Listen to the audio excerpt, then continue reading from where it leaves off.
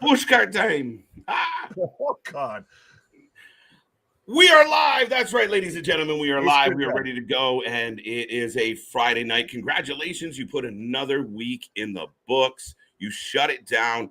And we are going to cap off tonight with SmackDown, Rampage, go home shows. Yes, some of you out there may know the answers to the clues already, but we don't. We're going into this wide-eyed and bushy-tailed, ready to rock. We want to see what it brings, and we're getting ready for a crazy, crazy week and weekend on this channel as we move forward. It's been nothing but exciting, folks. 2 hours, 3 hours, we're ready to go. You ready? I'm ready. I'm always ready. Yes, let's go.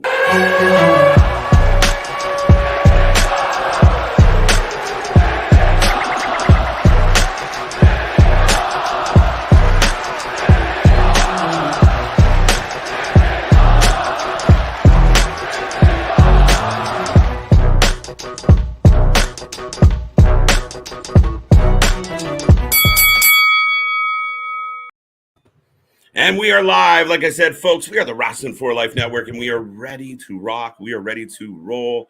We got lots to talk about, Nick. There's so much going on, but I already mentioned Big Nick, the master of mayhem, the troublemaker, the one and only.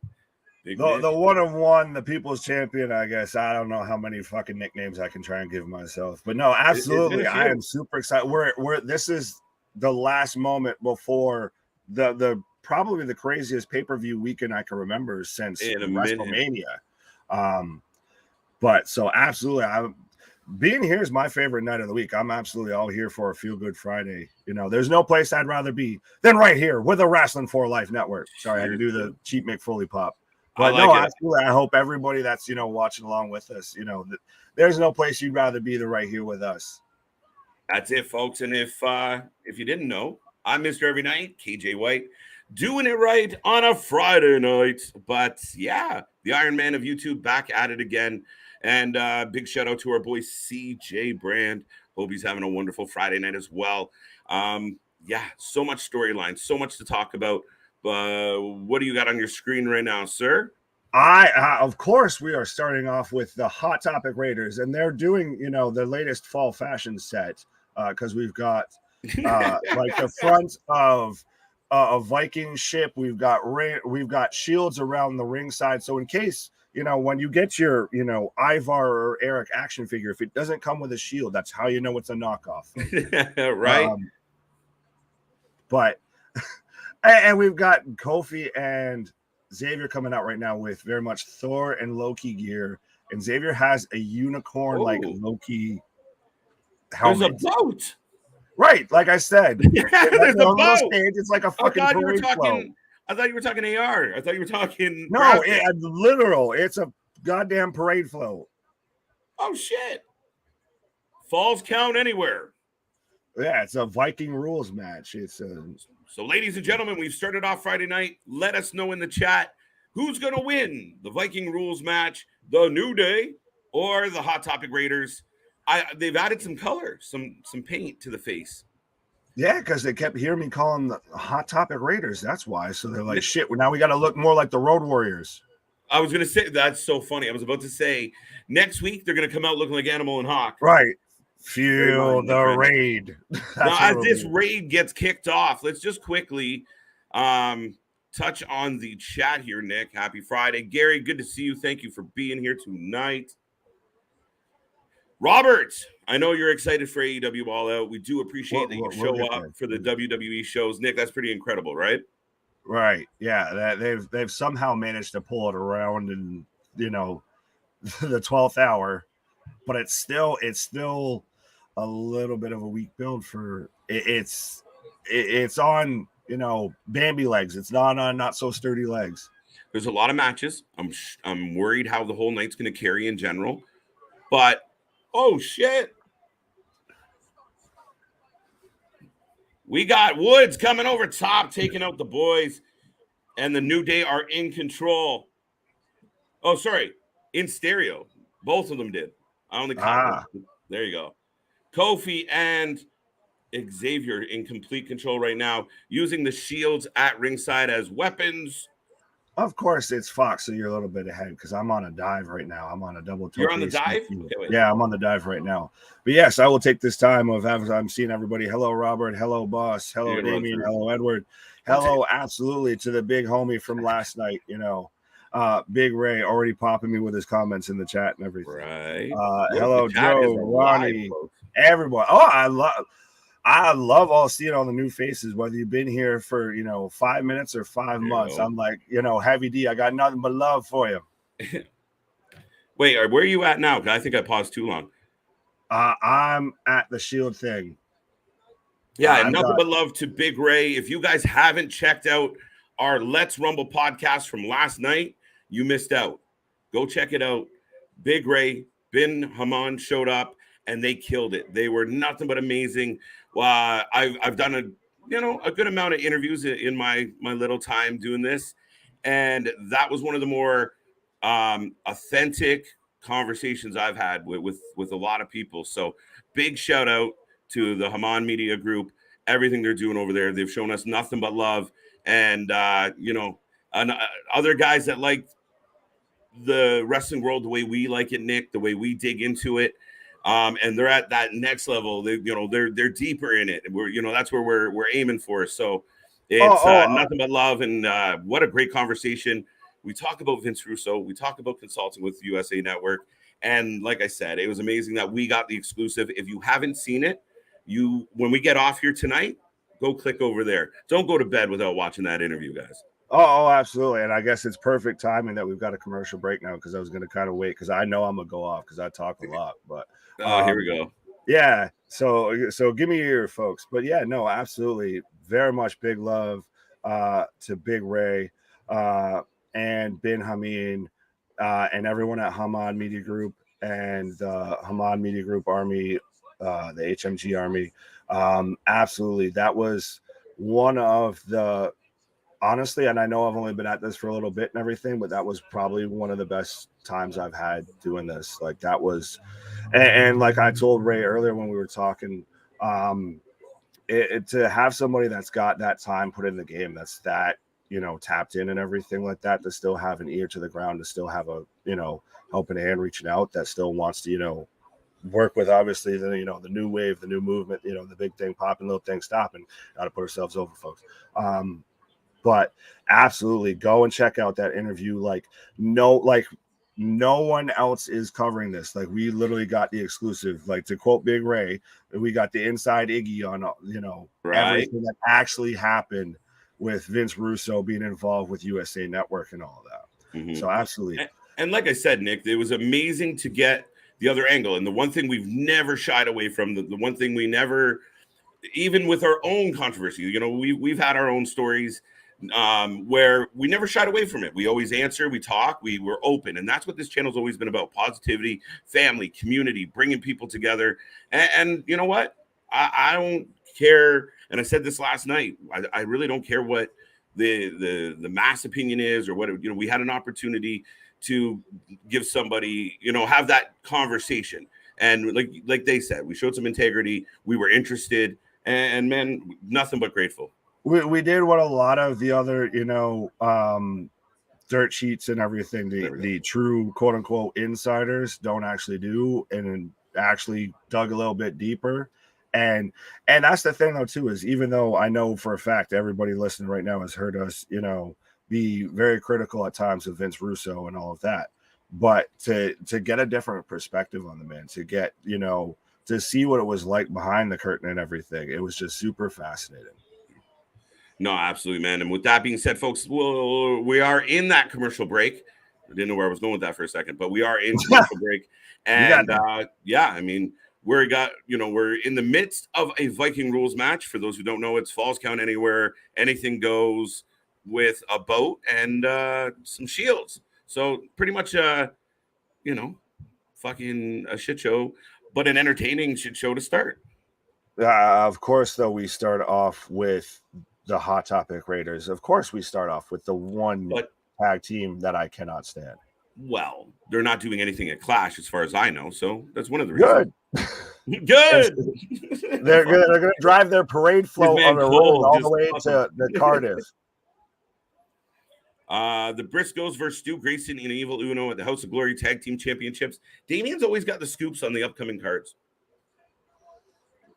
Well, that's the thing. That's why I love having, the fact checkers and all of that. Everybody, absolutely keeps us on our toes, keeps us up to date with everything that's going on.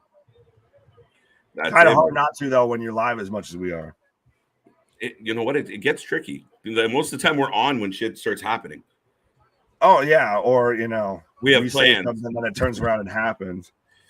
Every time one of us is like, hey, you know what? On this day, I'm going to do this. And that's the day something breaks. And we're like, we're going live. And you're like, right. Fuck. Oh, shit. Listen here, babe, I know. But I got to do this. Yeah, I will not lie. My phone's been threatened many a time. Hassan, good to see you. Thank you for being here. Thank you for coming back. Dale, speaking of fact checkers, good to see you as well. Boss Monster, howdy y'all. It's good to see you too. I just didn't want to repeat myself again. No, it's good to see everybody. I'm still seeing Boss Edward pop up as we keep going on. Oh, Thomas, how are you doing tonight? Welcome back to the show, buddy. Savior into the barricade. Kross's entrance is fire. Yes, I mean I heard somebody talking about, do people forget that the BDSM Karrion Kross? Do we forget the leather face mask and smoke enough vitamins and you will, folks. Right? It's creepy as shit. But I think because he came back impactful. He took out one of the biggest stars, and it was it's such a good entrance. You kind of forget that, oh shit, he did something stupid. Well, and he didn't do that whole kind of, the gladiator gimmick for all that long. So it's kind of a bit easier to forget than if he did it for like 2 years. Like it's still at times, I look at Kofi and I still, just because he's in the ring right now, folks, but I look at him and still think Trouble in Paradise and everything else. Right? Do you? Oh, I've moved past it. Oh, but it's just one of those. I guess it's the memory that right. The memory pulls up. Oh, Kofi getting kendo sticks out now. Cracking that kendo stick. Thomas, great episode of Let's Rumble this week. Thank you very much. We appreciate the love. We always say we appreciate any second anybody ever spends on this channel. So thank you very much, sir.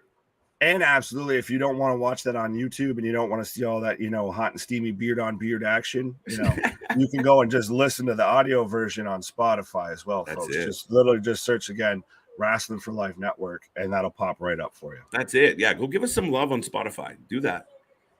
Let's build our Spotify numbers. Let's go. Oh, he's got a Thor hammer, Nick. We got a Thor hammer.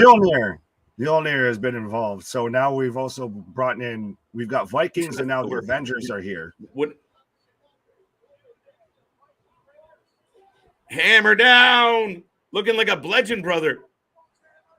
Oh, I just got to Mjolnir and you can tell it is because it's broken and everything.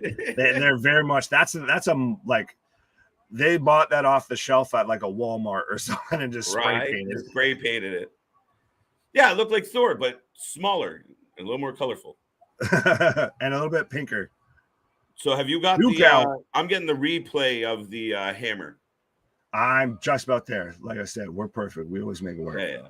The thing broke. The thing broke like shattered. Cora Jade's skateboard, the greatest heel turn in NXT history.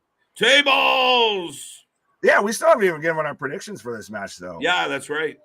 So, folks, let us know in the chat who you have for this match. I already see. I got a feeling it's Edward saying he's got the Vikings. You go with New Day? If the New Day win this, you have to say goodbye to the Viking Raiders. If the New Day win this, they lost the Viking NXT. Yeah, anything, but they can't send them to AEW. I don't know what the plan is, but send them back to Ring of Honor.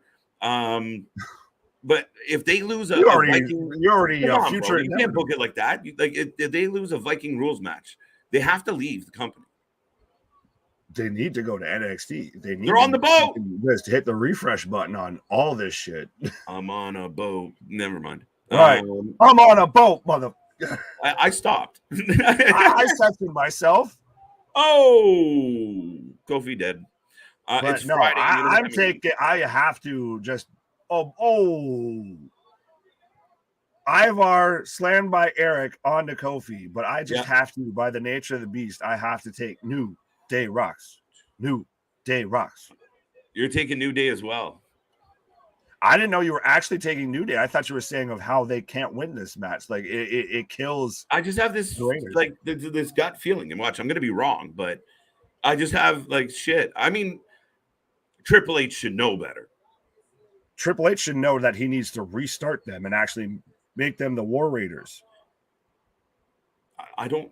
Yeah, why not? Right? Do it. Yeah, well, we've already seen, like I said the other night, the great Irish lad, the historic Irish fighter Rick O'Shea go back down to NXT. So, absolutely, why not just restart? The Viking Raiders back in NXT. Yeah, like why wouldn't you? Facts. It's Friday. You know what that means? And it means Victor Nash is here, and welcome back, sir. Thank you for being here as always. Our trusted friend and moderator of the Big chat. Vic. Everybody's getting big before their name, right? Yeah, there's big things popping over here. Big things popping. Pause.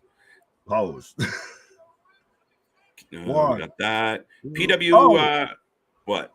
Oh, no, you just got the last one. I'm probably behind you. It was the breakup on the 2 count. Yeah, I'm back to the commercial. We got a 2 count going into the commercial. If you haven't given us your prediction yet, make sure you do, folks. Let us know who you're taking. New Day, Viking Raiders. PWI reported Bray Wyatt spotted in Wales. Wait, pause. I'm such a child. Free Willy. Listen, it's Friday night. I'm feeling good, and that some things just catch you, and I like that one. He was enjoying some spotted dick. What? That's a meal. I'm not being rude. I didn't hear what you said. I just heard the last word. It was like, pause the fuck. I said spotted dick. It's a meal. I know, and we didn't either. I just want to clarify for anyone out there. But no, I didn't name it. But no, I've heard all these people of like Bray Wyatt's going to return here, so is Tyson Fury is going to be involved, and Sasha and Naomi are going to return, and shit. They thought Bray or Braun was going to return there too, and so is going to show up. Like, no, you can't. You would overbook the bejesus out of it. I get it; it's a huge crowd, but you still have to understand this is WWE. They're going to want to get the pops on U.S. soil because that's where they're going to run 95 to 98, 99% of their shows. So obviously, yes, it would be historic, but I still don't think you're not going to stack it that heavy. You have that many rounds in the chamber. You're not going to shoot them all at once. There is an overkill element to this, right? Like you can't you don't go full Tony Khan. You never go full Tony. Never go full Tony Khan. Right? Because how you end up with a restraining order. Damn. Anyway, yeah, because I mean, if you want to put a return every 7 minutes, by the 5th one, we're going to be kind of like, okay, I think there's going to be a few, but I think you're going to get returns at Raw. You're going to get returns on SmackDown. There's going to be a lot of returns spread out. However, absolutely. If you want to send a fucking nuclear message to the entire wrestling industry, I believe, and maybe I'm overhyping it because I'm a bit of a mark in this particular topic, in front of 70,000 people on a weekend where All Out comes up the next day, do it. Triple H, do it. And they talked about this whole Triple H kind of being a little sour. Now, he said he wasn't, but he's got to be a little annoyed that they've been bragging for a while. They beat our development. Big deal. I like that line because it's true. It's 100% factual, actual. But you get into that line of overkill though. I still, like we've already heard. That's the thing is with this whole Hunter era is that we've heard pretty much literally like the minute it gets reported that someone might come back, they've already signed. Here's when they're going to return. Right. This, that, and the other. Like we already know, I guess, when Braun's going to show up, when Carmella's coming back off injury. Yeah. Like it's nuts. We already knew that Sasha and Naomi are on the back on the internal roster. Right. Just quickly, I want to remind people the first match of the night is still going. So they're getting a minute here, folks. And we can expect some things stretched out under the, we're heading off to the castle. But we're heading overseas. We're going under the ring again, Nick. Oh, I just got a senton, but yeah, I think you're obviously going to get some highlight moments, and I think it's, of course, though, especially with WWE able to go on first, they have the clear advantage. They will deliver. They will have a fantastic card. So you make sure you are here for Brunch with the Boys, covering Clash of the Castle on Saturday. But yeah, it's going to be a tough act to follow, knowing Hunter, and that whole interview was fantastic. I'm glad there's ... on that comment, but pop me a little bit. Right? No, see, I saw it earlier. Raid was where we were going. Alex. Right. Greg, welcome back. Welcome to the show. Oh shit. Oh wow. We got a big man sandwich now. Ivar breaks up a double pin. We got a double stack of the New Day as they pin Eric and then just get squashed. So, yeah, we got a little bit of carnage, a little bit of chaos. Big kick. Oh. I know where you are. Yeah, I just got there. I got into the double. I used the pop to kind of even our screen back up. There we go. See? There we go. What do you mean by saying told you? Don't know. Ronnie, welcome back to the show, bud. How you doing tonight? Some love. I always like when we see the love from the family to the family out there. Oh, absolutely. It's I know we at times we get a little long-winded. We get, rolling and everything. Yeah, well, I'm trying to be nice to us, okay? Trying to soften the blow. But still, that's why I like that, it's a whole little even kind of mini community in the chat and everything. That's what it is, man. I'm so happy to be here and do this with you and CJ almost every night of the week. Or every night of the year is what we should say.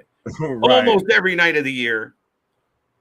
We're kind of like territory wrestlers. Like we go like 328 days. I ain't putting that on us right now. I ain't going. We don't stop. Far. Oh, big elbow! Wrestling news and rumors reported that Malachi Black did ask for his release and it was denied. No, you're good. I'm right at the Xavier on the top rope. Was it confirmed that it was denied? Well, and you know why it's denied. Absolutely. But see, you see that, and you see the way that he's booked the House of Black, and then you have somebody like Bobby Fish, and you just let him walk. Like what? Yeah, I mean, it sounds like interesting times, and I think it's people are feeling like, oh wait, this might be a big thing. Malachi going back under Triple H, he knows Triple H is going to let him go the way he wants to go. And that's exciting because he's been buried because of I don't know if you can call it nepotism, but the clique mentality at the top of AEW is keeping guys like Malachi Black down. It's the boys club, and I just had Xavier and Kofi with a double, I guess, tope con row your boat or whatever you want to call it there. Ding. That is fucking brilliant, my friend. There was a tope go row your boat. Extended parade float, Viking boat. Everyone give me a thumbs up in the chat for Nick on that one. That's fucking. I just make it. I'm easy to please, man. I'm easy to please. I don't know how to run this thing. I'm just here. What? Where's my guy Kross? He will be coming out later tonight. We're getting the in-ring debut. Yeah, where he's gonna squash Drew Gulak. That's though too. They're just completely skipping over of like, nope, we never had that gladiator. That was a different wrestler. That's like Kane as the Christmas, it was Kane as the Christmas creature.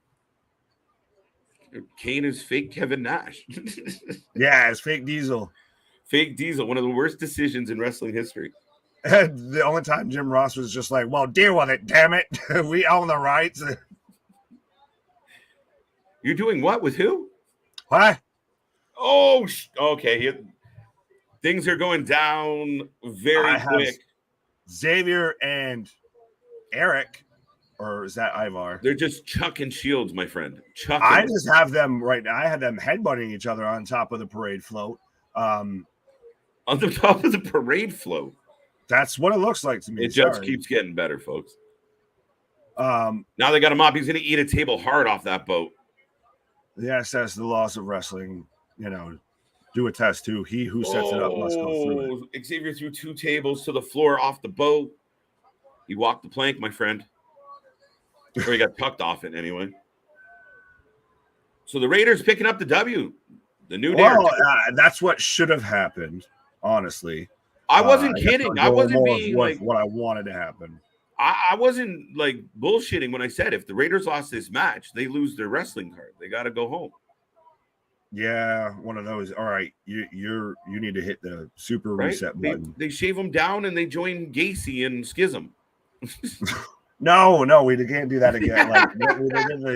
Look what they've done to my boys. Right. This what they did to the Grizzled Young Veterans. But no, what up, Todd? Why? Yes, absolutely. Yes. Welcome to the show. Absolutely. Like I said, I always love seeing new faces. The guy with the glasses looks like the guy from The Real Rejects. Nice. I don't know who that is, so I guess I'm gonna just give you a why. I think we're both in glasses as well. Right. I didn't even realize that. Fuck. Yeah, I was taking that. I put the specs back on tonight. And is that soda he's drinking? It is a lovely, tasty adult beverage. Right. So we'll just give everyone a real quick update that the Viking Raiders have beat the New Day in a Viking rules match. Took up the first 25 minutes of the show. First half hour. Right. The first half hour in the books. One big long match. Not a terrible match. I didn't hate it. It was what it was. There, like you said, there's a parade float in the middle of the goddamn thing. Oh, wow. So anyway, we're going into a package for Roman Reigns. While you guys are kind of peeking at the package here, pause. We will remind everybody out there that we do this all the time, but this weekend is a weekend you don't want to miss. Like I said, if you didn't see our Let's Rumble podcast yesterday, go back and watch it. Then join us tonight, which you already have done, so kudos. And then hit the weekend. We're going to run through this weekend, and it's going to be a whole lot of fun. It's going to be a whole lot of hours live, and I can't wait. Tomorrow, we're starting off somewhere between 12:30 and 1 p.m. We'll decide.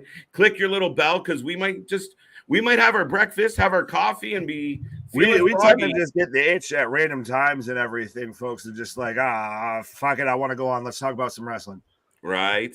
So keep in mind, click that little bell. We're running through Clash at the Castle, an early start. So set your alarm. I know some of you folks out there, especially the stoners, set an alarm. Set an alarm. It's 1 p.m. on a Saturday. A nice little Saturday brunch watching wrestling, of course. Right? What better way to spend your weekend? Brunch with the boys. And then Sunday we're going hard because Sunday we come in with NXT Worlds Collide, a kind of a late addition to this weekend, but an addition I appreciate. We're looking forward to this. There's a lot of intrigue with this one. And then the big show, the big question mark of the whole weekend, AEW All Out. Will we be here for an additional 5 hours? Can 12 matches hold our attention? Will it be solid? Will the late bookings give us not enough sizzle to this steak? We got a lot to find out. But do it right here. Tell everybody you know. We appreciate everybody out there for even a minute. So tell everyone. Friends, if you bump into a stranger with a wrestling tee, tell them about the Wrasslin for Life Network. We will keep you up to date and we'll keep you on point. Oh, absolutely. And as I've been saying before and everything, big things stop. As I stumble. That's what he says all the time. Right. Big things popping, little things stopping over here. And up to something, the season never stops. And trust me, we definitely got things in the works, folks. So you don't want to have that, worry that, I could have been there for when everything first started popping off, Right. Now I'm finding out. No, you're doing your friends a disservice if you're not telling them about us. Oh, there you go. I was like, where are we going with this? But speaking of big things popping, Nick, we always have tricks up our sleeve. We're always working hard, except, I got to fucking hell. But working hard, but not like KJ's lights. There we go. Something popping for everybody out there. That's right. What you see in front of you are these gorgeous pieces of art. Go to all. Yeah, this is everybody. Sorry, I don't mean to stomp on you. I'll be quick. My boy, go shoot. But this is when you get your what's out right now, folks. This is your what moment. Right. Just we're gonna make a commercial for this shit. Right. Just get your fucking, what's in the chat on that. What? Man, we suck at this chat, by the way. But folks, this is our brand new t-shirts just dropped minutes before the show. And yeah, we're pretty excited. I mean, especially from small comeuppance. Here we go. So, of course, you see the CJ Cut the Shit t-shirt. Victor, if you haven't ordered it already, what are you doing? Get on that. All right. I want to see Victor in that Cut the Shit t-shirt right away. And then we have the what? Of course, the what t-shirt. Made infamous by this man here, hidden by his own t-shirt. The curse I've put on this channel. Why? The curse of the what? And then my favorite t-shirt, no offense, fellas, but the Mr. Every Night, the Iron Man t-shirt. Our boy at Altees hooked us up nicely. So go check out Altees for his whole catalog. There is a Wrestling for Life Network section. So go check us out. Show us some love. If you do grab yourself a t-shirt, take a pic, tag us in it, let us know so we can shout you out and give you some love. But thank you very much. We're pumped about it. Oh, absolutely. So go to redbubble.com, search Red Rumble as well. And there's a whole W4L Wrestling for Life section now. Yes, that we're at this point. We got a section. We got a whole section. We've had to renovate some space here. Moving on up. All right. To the east side. But no, we're dorks. Oh, absolutely. Right. But yes, folks. Absolutely go ahead and grab yourself one of them fresh new threads. You be styling and profiling like Ric Flair. Joe, I'm just cool sitting back watching the monitors. There you go. If Vikings lose, then the Vikings will beat the New Day in a pancake match. I don't know. I feel like that's a match that's happened, honestly. Right. Pancake match. Hey guys, what's up, Todd? Thank you for being here. Thank you for coming to the show tonight. And Dro, how you doing, buddy? He's shouting out to Big Ray. Vikings over in this match. Called it. There you go. They had to win it. They had to. There was no choice. Right. Come again. Recommended by Big Ray, the podcast tonight. You clicked on that one, so we do appreciate it, Todd. I'll believe it when I see it. There you go. We're catching up. We're catching up. We're getting there. We're getting a recap anyway. What? We got some more whats. When is he debuting the co-main? What? Hassan, good to see you. I usually don't watch SmackDown, so I'll take your word for it. I want to see what Victor said. I like this. Todd, it's not Hit Row. It's there you go. There you go. Yeah. Hit Row. Are we getting Hit Row tonight? Yes, we are. We're getting them in there, I guess. Well, first right. match, or is it technically their second match back? Versus the first match for the maximum male models. So our juices will be titillated, folks. I hate every time that ever has to enter my mind, but yeah, that's a thing. I think this is the first time I've ever heard the word titillated, followed by I hate. It was like, wait, where are we going with this? Remember when you hear the word tit and hate in the same sentence? Bro, check out Sami Zayn right now. I have Roman just destroying Drew. So you're still in the replay. Gotta remember, Captain Canada, you're ahead of me. Captain Canada. It's funny because once upon a time, it was Captain Canuck, not Captain Canada. Right. Well, I don't want to potentially use an insensitive term. Oh my God. Yeah, you found Sammy. Oh, what in the name of Christ? Yo, let us know what you Sammy think is of Sammy. Dressed to the nines. Sammy has raided Seth Rollins' closet for what he is wearing right now. And he got Pete Dunne to do his hair. Like he's going to like the Academy Awards or something. Right. And I still love that him and Jimmy have like a whole insider like handshake. Right. And Jimmy's just like, no, fuck off. But right. Vikings don't feast after battle. I don't know. What do you think of that match overall, dude? I don't want to think about that match overall, dude. It's a good way to put it. Exactly. That's the nicest way I could put that match is I don't want to think about it. I like that comment, so it made me laugh. What one? What? Huh? So what is he? He's all right. So now Sammy's playing the role of like the annoying friend, right? Like he's just trying to needle in. Well, he's got to justify himself because remember KO came out and said like, "What the hell are you doing, Sammy? You used to be one of the best professional wrestlers," and he was sat there with a chair lined up to take out to help give KO the win, and just couldn't do it. Couldn't do it. Right. Or no, it was to hit KO. Shit, sorry. Yeah, no, he hesitated. JV, what's up? How you doing tonight, buddy? Hope you're doing well. Well, we're on commercial. Give us a prediction for the Joker. I like MJF, I think. I don't know. Oh, I haven't heard anyone say anyone else besides MJF. Now, is that like cause for it not to be him? It could be. I still think we get MJF. I think it's one of those if we don't get MJF, we riot. We're heading up Schitt's Creek without a paddle. We got Shayna and Liv nose to nose right now on my TV screen. Paul Levesque is delusional. In what way? Right. Where is he delusional? I haven't seen him. He's honestly even said he's not really trying to go at AEW. It's AEW's always been kind of the little brother just fucking picking at you. Edward brings up a good thing here. Supporting the Yankees. I'm not, as a Toronto boy, being a Yankees fan is not a thing.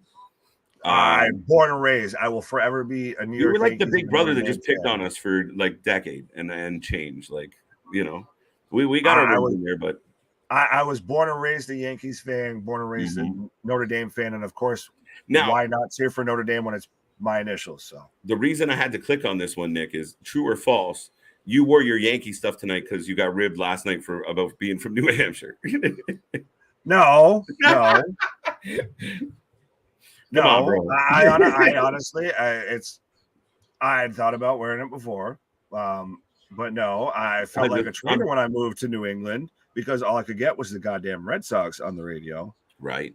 And I'm still of that type of mindset of I will never step foot in Fenway Park unless they're playing the Yankees and it's like a big game.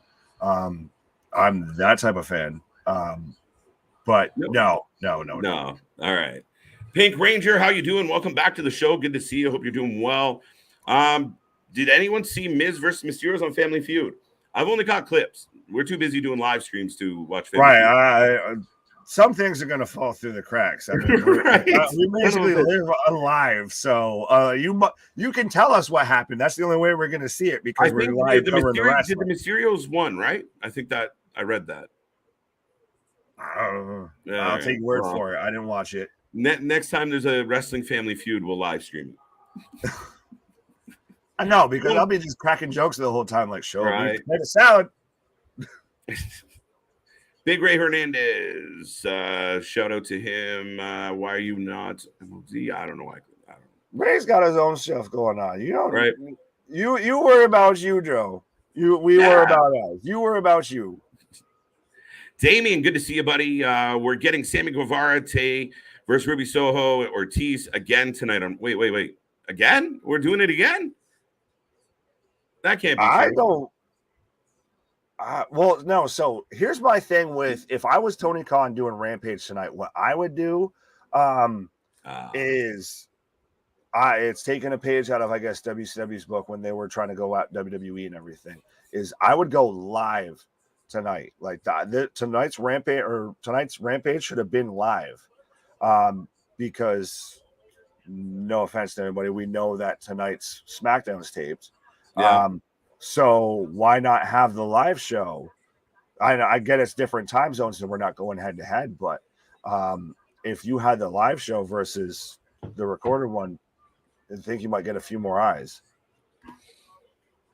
Yeah, I mean, you kind of did the same thing. It's the same pattern. So they didn't really change it up at all. But I mean, neither here nor there. You still kind of want a good little send off to at the end of the week, especially because, if there is a bit of a back and forth, you're the last wrestling option going into this weekend. And people are going to wake up tomorrow morning very quickly and see what the WWE has to offer. And I do believe that they're going to try and make as much noise as possible.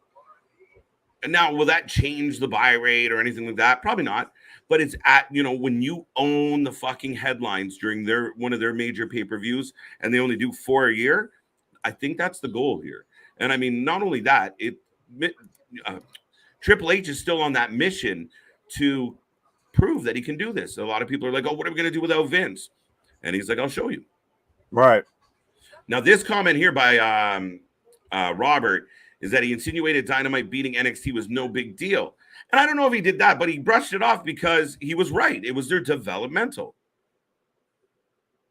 Right. And that's the thing is it's cool. You didn't take down Raw. You didn't take down SmackDown. So, yeah, you got a little win, but that doesn't mean I need to try and go and stomp on your throat. And I think I think Hunter's still one of those people of just, good wrestling's all around. So, right. And I guess, part of Hunter's opinion is, you're using guys like Jericho and you're using guys like, the Bucks and Kenny and Moxley. You're using all this talent to beat who? Fucking Tony D'Angelo and fucking Wendy Chu. Like, Yeah, you weren't doing that to try and beat Roman. You weren't doing that to try and beat Brock or Drew or anybody like that. You were doing that to beat like Johnny Gargano. You were doing that to beat doing that to beat a lot of the guys that you've now signed, honestly. So, I mean, it is a valid argument. Now, the other part of that is, well, you guys made it 2 hours and moved it to Wednesdays preemptively. So you can't really be mad that your submarine got sank. They didn't get the battleship, but they took out your sub. And, it might not be a big victory, but for an upstart company, it was a moral victory. So I see both sides on this one, but it was. I mean, Tony, if you're an elite wrestling company that's competing with the biggest one in the world, well, you gotta swing up a little. Let's go. Yeah, well, yeah. 2 things real quick. One, the little chapter thing they're doing with Paul Heyman narrating for Roman is excellent. I don't know if you guys are checking that out. I'm sure you are. Well, it is outstanding. Lately, all their video packages have been phenomenal. Karrion Kross on the way to the ring, and I believe our buddy in the chat, Damian, said, or Dro, or both, that this entrance is fire, and it absolutely is. I kind of like Karrion Kross with hair, by the way. Random topic, but is that because you don't have any? Then again, I can't talk, but then I think I would sympathize and be like, I prefer, Ball Brotherhood. It just changed his look enough, right? We forget that they put a helmet on his face. Another part of it too is that it very much it makes you think of it's another new thing, so he doesn't feel like the old Karrion Kross. You know what blows my mind, Nick? The men who were absolutely obsessed with like Sable and Keebler. Did I call her Keebler? That was close enough. Stacey Keebler, yes. Yeah, I was thinking Keebler Elf. Oh wow, someone's got the munchies, right? So you have all the all this history of the upper management who's now been proved to not always be the most ethical when it comes to that type of thing. You have Scarlett, and they're like, no. Right? Karrion, go by yourself. What do you mean? How was that not a slam dunk for them? Because the Hush Money bank account fund was already tapped out by that point. They'd already been going too long that everything was already spent. Listen, Johnny, we're at 100. Right. We keep seeing the tab that Vince kept running up. So listen, absolutely, that money, that trust fund was tapped. Right. But no, I fully get it. It's their complete package. It's interesting because you don't normally see to where it's somebody's got to be tied to a manager. Like the last time we really seen that was like Brock with Paul. Yep. Or I guess not Roman anymore, but Roman with Paul cemented the heel turn. It's like $1 million fucking bucks. Why would you not want to put this lady on your TV? Like I don't get it. No, we want you in a leather mask without her. High five. Well, this is the same company that was doing cock angles and everything. So whoa. QT Marshall versus Ricky Starks tonight on Rampage. Yeah, go Ricky. Remember, we don't know. We don't know how the show's turned out, folks. So you guys can watch us be marks when we're completely wrong and you already know the answer. So if you know the answer out there. Oh, and even then, good on you, whatever. Glad for you, I guess. But no, I'd rather not know what I'm going into and just enjoy it. My prediction is KJ guy Daniel Garcia. Thank you, Victor, for that.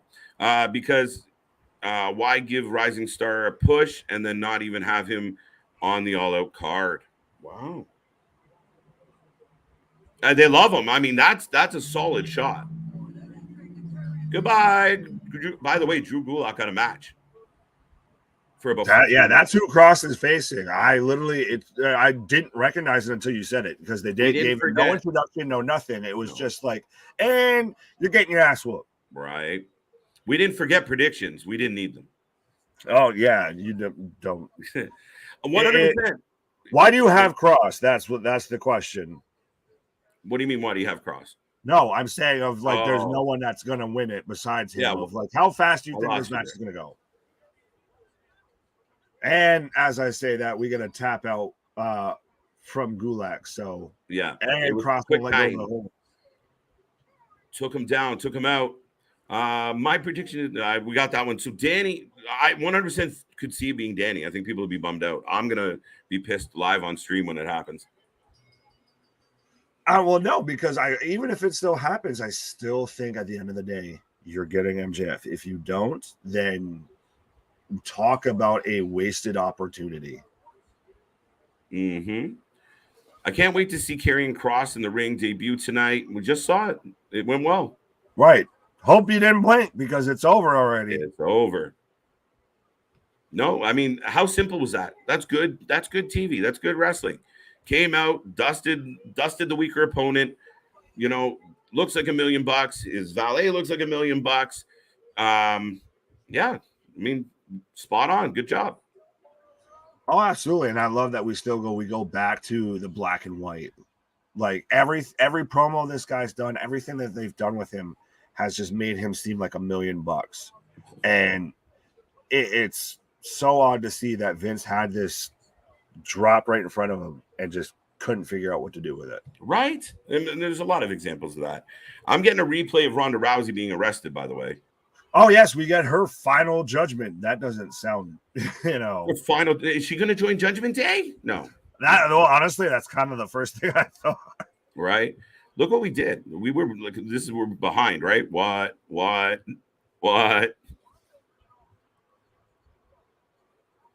We're back in a commercial, folks. What's up next? What did they just say? I'm getting there. I've still got Ronda getting arrested right now. Oh, you're still on that? Yes. What, did you think it was bad form to go back to something they've done? Not exactly. I just think it's one of those. It's they're close with what they could do with Ronda, especially as a heel. They just can't get it right. That's really what it is, because her, getting arrested, her coming out and she's dropping, the money of like, that ain't to me and everything. They're teetering of they're close. They're almost halfway figured it out, but they just still can't quite get it. Yeah, close but no cigar. Pink Ranger's going to buy a t-shirt. We would greatly appreciate it. That's very sweet. And you should all follow her lead. You should all follow. Yeah, man. Where are we going next? Go get yourself a fabulous new t-shirt. I know we're missing some of these folks. If it was that important, just put it back in the chat. We'll catch up. Nash Manu, guys. Match is next. Boo. First L to Triple H. I have no idea. Fall and Pray. Absolutely. 2 fucking years. Acknowledge these. We're going to have a celebration tonight for 2 years. Oh, yeah. I was like, where did that come from? But yeah, no, that's why I'm saying if they do ever do to where Roman's not having both titles, which I think still should happen, you have him keep the Universal title because he's had it for so long. Right. He's now synonymous with that belt. Absolutely. I mean, he's having a historic run. It'll go down in history, whether you loved it or hated it. It doesn't matter. He did it. Oh, I feel like at this point, honestly, he's Jade Cargill to the TBS title is what Roman is to the Universal title. That's a really weird comparison. But it fits, though, because it's one of those that when you think of that title, that's who you think of. Okay, I just would never compare Roman to Jade Cargill. Well, I did a Tony Khan there, just like how he compared to Thunder Rosa. See how I brought it full circle. I think Jade's going to beat fucking Goldberg's streak, so here we go. I got goosebumps from his entrance. Edward liked it. Jade, Dangerous Jobbers. Sorry, I clicked on it, didn't say nothing. Welcome to the channel. Welcome to the show. Thank you for being here. All is well and wonderful. How are you doing, Nick? I'm doing fantastic. Absolutely. Shout out to everybody. Still popping off. Still more people joining in. Let's go. Let everybody you know, folks. We do this pretty much every day. Sometimes twice. Right, and I know even though at times we're still getting through the comments and everything, but we've got a nice little community in the chat and everything. And half the time, honestly, we still run on way past the shows because, in case you couldn't tell, we like to talk. Yeah, maybe. Yeah, poor Drew Gulak is the lamb waiting for the T-Rex. That's it. Just bad. Instantly that scene flashed up to like right into the front of my mind. Right? Like, Where'd it go? Where did the goat go? What happened to the goat? And then all of a sudden the fucking leg drops on the roof. Right. That's what happened to the goat. Man, I seen that at the fucking drive-in when I was a kid. That was my Jurassic Park experience back in the day. I've been at a drive-in too. I think we're the last generation that's of that certain vintage that's been there. Yeah. Go faster. Definitely go faster. Let's go faster. I love those. Let's go. What happened? I just went with I was calling Jurassic Park, and you just thought I was talking to you. I thought you meant like get him going on the chat. No, I was talking to Jurassic Park. I was going Jeff Goldblum. They're like, who? My new guy won. There you go, Dro. WWF in your house, December 10, 1996, West Palm Beach, Florida. My birthday and area. Nice. Welcome to the show, Larry. Never fear, Larry's here. Edward, I told you, Joe. Oh, there we go. Kross wins. Yes, he does. We're coming back out of the commercial, folks. How you guys doing? Yeah, absolutely. What are you guys most excited for going into this weekend? Because like I was telling KJ before we went live, is to me, this is the most hyped up, craziest weekend in wrestling, like nonstop since probably Mania, where we had Stand and Deliver. We had WrestleMania both nights. Now we've got Clash of Castle. What? We've got World's Collide. What? We've got All Out. All just back to back. Interesting. Ronda's coming out to the ring. She's got a contract like she's John Moxley. She picked up Moxley's contract. Right? She picked it up. It wasn't Ace. No, she fought Punk for it because Punk can't do that well in the UFC, and Ronda's kind of cut some belts there. So, and I mean this in the most respectful, kindest way. Respectfully, she's looking really good tonight. Hold on, I haven't seen. So respectfully, she's looking good. Respectfully. Like I usually don't throw that out there very much. Well, she doesn't look like she's a damn raccoon with. Well, she does look like she doesn't look like she's the third member of the Hot Topic Raiders. That is actually where she should be. No, that's where Sarah Logan should be. Wait, she's got a heel look on her face. Wait, is she getting teary-eyed? Did you even hear me? No, Ronda had teary eyes. She even gave herself a little fan, but she pulling it together. Oh, I thought you. No, I just heard she has a heel face on, bro, and I was like, no, that's just her face. Oh, that's just her face. Right, she's just a heel. Oh yeah, she's got the misty eyes. Is she? I don't know what's happening right now. Welcome to the show. Thank you for being here. Thank you for joining us tonight. Submit. Oh, it's because she's not booked for a match at Clash. That's what it is. I heard a while ago that she wasn't going to get booked for a match, so they're going to play this as she's suspended past it, and so she's pissed. Mm-hmm. But I'll give her props. She's actually at least able to sell a fake cry if that's what this is. Yeah, right. absolutely. Just doing my job. Sorry, I'm. They're yelling at each other. I'm trying to multitask. No, you're good. Multi-focus, not working. Ronda should get reinstated tonight. Well, I imagine. Oh, she's got a ladder. Well, it's interesting because, like I said, I guess she's definitely busted out the acting chops and everything to where she's getting, the fake misty eyed and everything. But I don't know what they're gonna do with Ronda. Was that really fake? I don't know if it was fake. I think she was. Oh, it was. I don't think it was fake. I think she gets miffed because the fans are giving her a big rub. There's not a lot of love for Ronda in that. Her feelings are hurt. Talks amongst yourselves.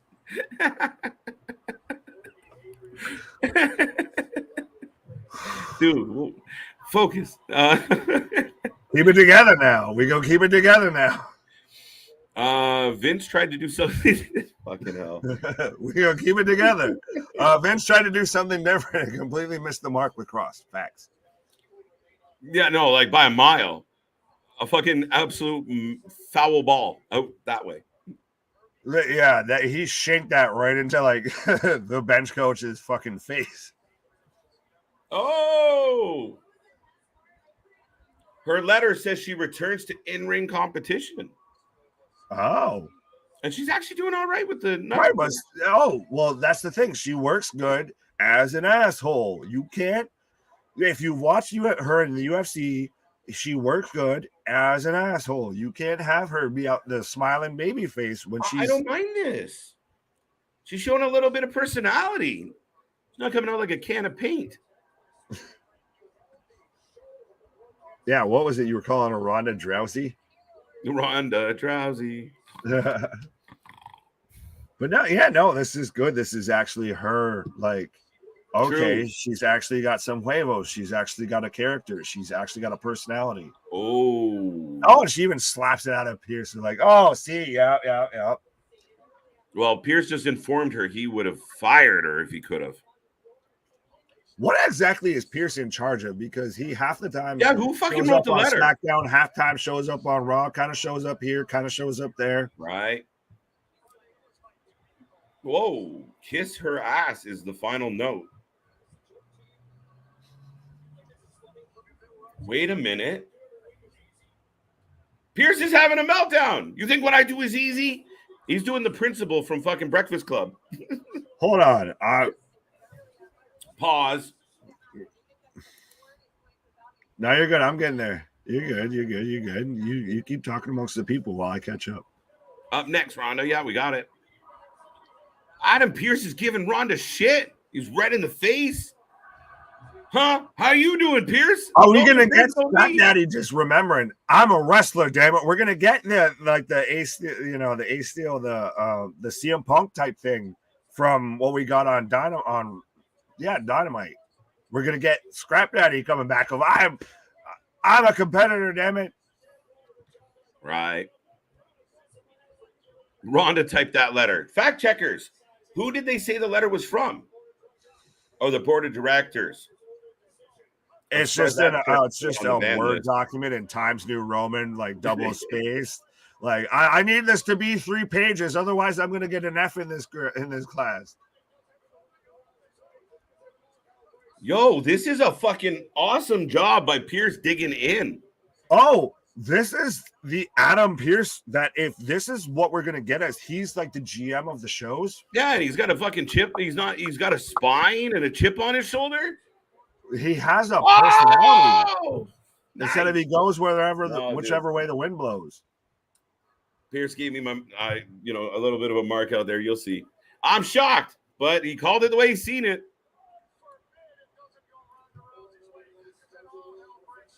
Uh-oh. Ronda's going to kick the shit out of Adam Pierce for running his mouth. God damn you. Oh, he took it back. Oh! Ronda had enough of his shit. Oh! Snap. Oh, shit. The S3. Okay, wait. Time out. She was allowed to come back to action.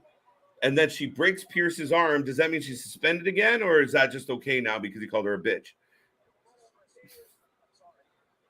There. I like the absolutely. suggestion. You're going to get suspended again? You're attacking an authoritative figure. Adam Pearce versus Ronda Rousey say Clash in the Castle. Fuck it. I'm here for it.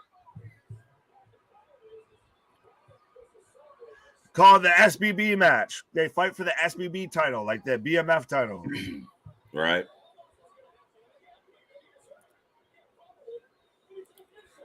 What the hell is going on? Rally's for it. Good to see you. Welcome back, sir. Thank you for being here again. And Ronda Rousey, she can do a promo. Wow. That was all right. Absolutely. And I was going to just, now that Rally popped up, of how you feeling that now we all get to watch a pay-per-view on your time. Like, that's going to be, you know. Uh-oh. I know where this is going. Sorry. I know I'm slightly ahead of you, Nick. I do pause to hope and let you get here with me. No, you're good. I'm wondering why she's getting misty-eyed again. I don't know, man. She's definitely got the glassed over eyes. She fanned herself before she started that promo, but maybe that was her getting fired so up. Maybe that wasn't a work. That was. Yo, what did that say? Shoot, what? Let me know when you got some flowers. Yeah, I got black roses right now, but okay. What did the card say? I'm getting there. Okay. I can only imagine what that screenshot looked like for the last 5 minutes. TikTok. Right? Fall and pray. That's what I thought it said. I didn't see it. Now we've seen the hourglass in Drew's locker. Right. Now seeing he's coming for both. That stunk to get sent to, you know. What if the main event doesn't have a winner? How does it not have a winner? It gets fucked up. Like Karrion comes out. He goes to no contesta. No contesta. I'm still here for it. Do you really? I don't think you keep waiting on that to pull it off. I think you still do it. It's going to be interesting. That's the thing, is I like that we know that probably both main events of both shows are going to come under some screw. Like there's going to be a screwy finish somewhere. We just don't know what. No, I mean, it's interesting. I mean, my preference, we get somebody wins outright either way. But both men have been put on notice by Karrion Kross. So we'll see how it plays into all of it, Nick. Oh, yeah. I want to see Ronda Rousey versus Shayna Baszler. I think we all kind of want that a little bit, right? I want to see them team up. I don't want to see them face each other. Team up. Yeah, I'm down with that. Yes, that's true, Jamal. And welcome back to the channel. Good to see you. I feel like it's been a minute.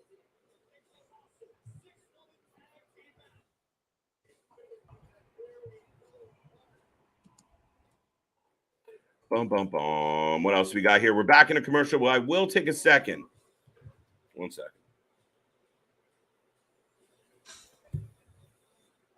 I will take a second to remind everybody out there, we are going to kill it this weekend.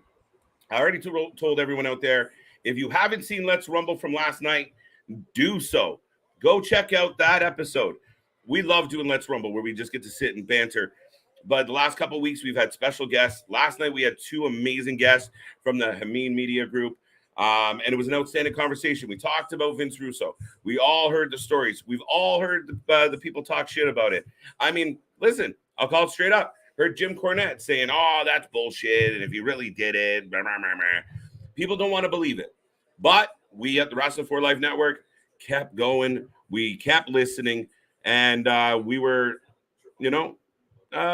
grateful to be able to bring that part of the scoop to everyone out there. Whether you believe it or not, whether you like it or not, I don't care. We cover all parts of wrestling. I want to get everyone's opinion, everyone's take, everyone's viewpoint. And that was a great Rumble. So go check it out. Thank you for being here tonight. Tomorrow, breakfast with the boys or brunch with the boys, depending on where you are in the world. We're going to have a wonderful, wonderful Saturday, folks. It's going to be a good time. We're going to be feeling good. We're going to have that afternoon vibe, lots of energy, and Clash at the Castle. Lots of questions, lots of storylines, returns, possibilities.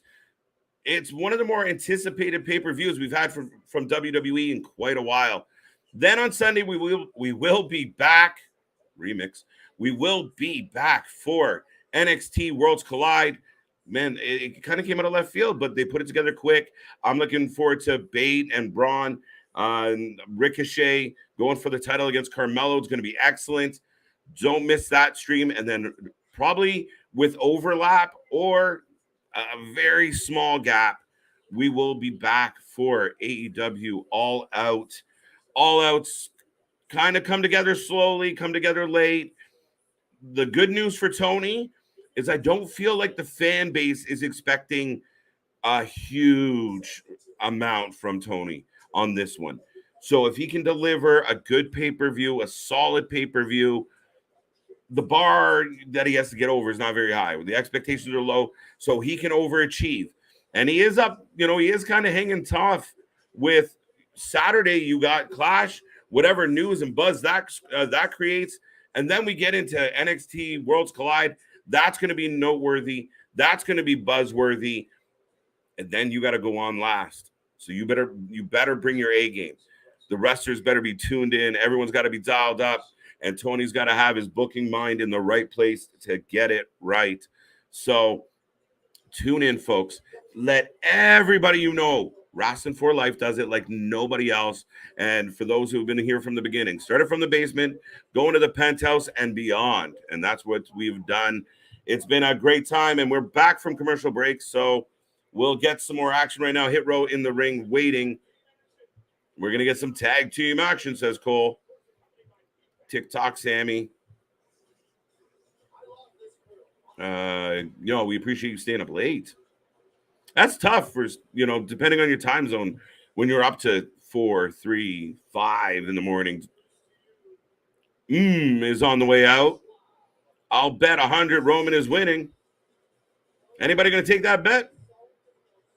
Hit Row for the win. Let us know in the box. Who do you have for this match tonight?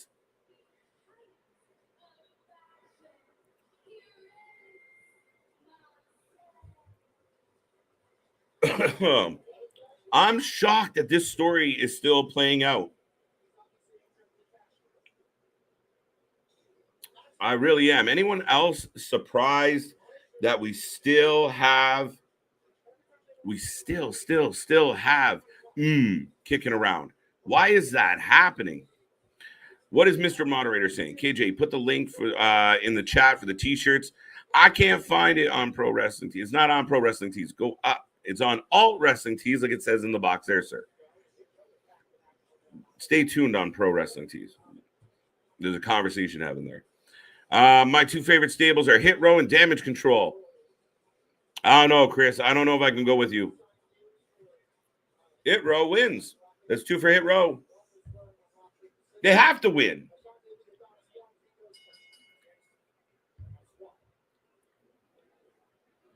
We got a lock up between Adonis and Mansois.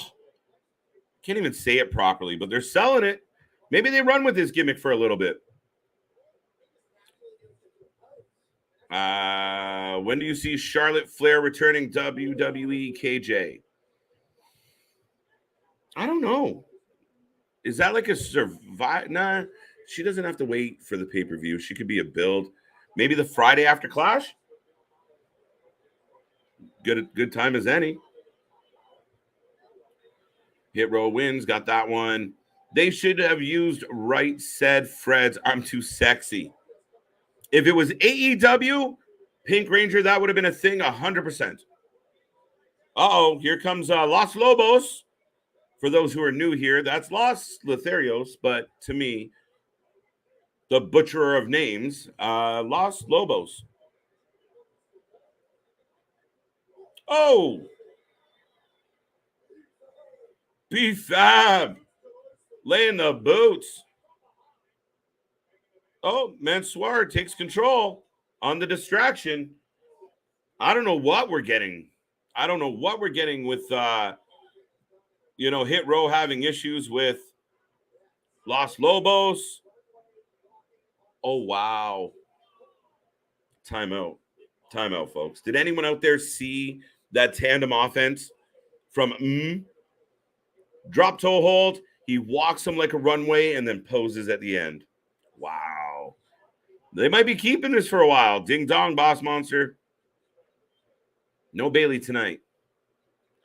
I think I got that one. And yet, broke up Retribution. Well, that's one of the topics we talked about Stevie Richards coming up with Retribution. You're part of the consulting group with Vince Russo and Ben Hamim. And yeah, they threw it out there and it went for a few weeks and then it died. So that's a really cool story. Retribution should have been broke up because they ruined it. When you see it happen and you're like, screw it, this has got to go. You know it's going to go. They ruined everything by the fourth, fifth, sixth week. It just started falling off. And there was a lot of examples of that where it was like the writing team had ADD. They couldn't focus. They couldn't just stick to a plan. It just follow the bouncing ball. And it didn't have to make sense. And anytime we kind of got into something, you're like, okay, this is cool. We'll go with it. You're like, fuck. All right, we got to start over. Who's next?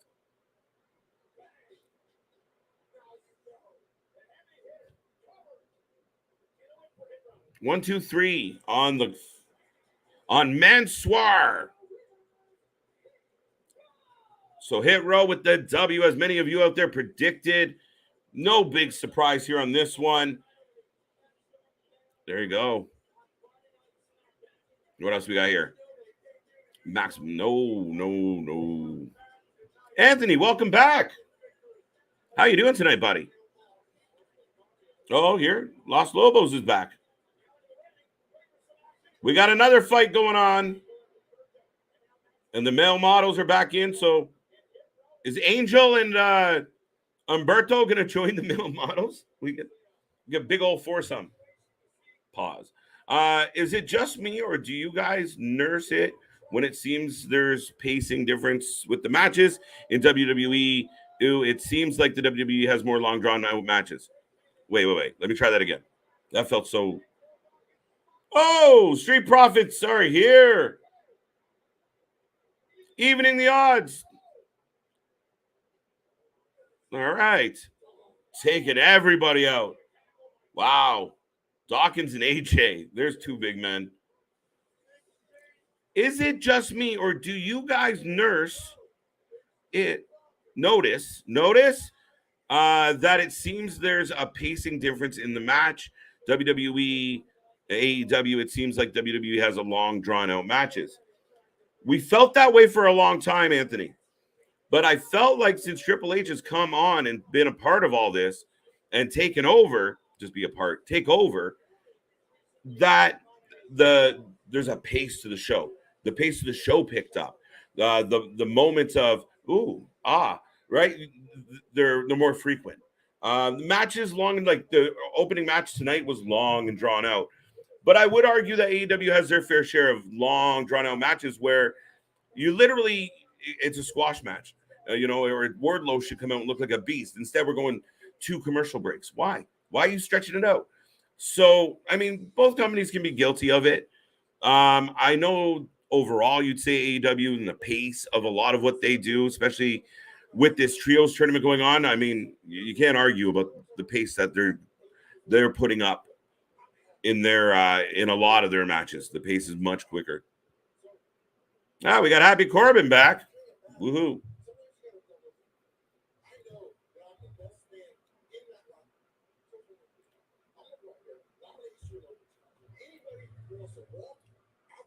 Baron Corbin issuing an open challenge, ladies and gentlemen. Compared to AEW, where the matches are 5 to 10 minutes, it's because the fan base is short attention span. No, not necessarily true, and it depends. Show to show, it's different. We get long, drawn-out bullshit, especially under Vince McMahon on Raw, because the show was 3 fucking hours. So they had to stretch shit out. And lazy writing, you don't find things to make it entertaining in sections. Where they could have went 3 hours and made each section entertaining in some way, shape, or form, they would just draw out. And even the stuff that was good was drawn out. So it does depend show to show. And again, like I said, AEW has been guilty of having matches that should be much shorter, and they don't. 10s, a lot of the short matches, unfortunately, dear Tony, but a lot of the short matches are the women's matches. Whether you agree with that or not, but I don't. Jamal, I'm too sexy for a Friday night SmackDown. Attaboy. How is everyone wrestling with jeans? Correct me if I'm wrong, and I'm just guessing here, but I always assumed they were like gimmick jeans, like they're like fucking maternity jeans. They got stretch to them. They're not like a thick denim. Can't be, right? The Money in the Bank ladder match at Titan Towers. Nick throwing out random things. I know what you're referring to, Nick, but all right. That was also one of the Russo consulting group coming up with the money consulting and suggesting they go up to the roof. And that was Stevie Richards. Were you correcting me? Or did I go another way with that? He'll come back and tell me. Without Swerve, Hit Row is merely third tier at best. I don't know. Well, I'm waiting to see. They seem to be an all right tag team.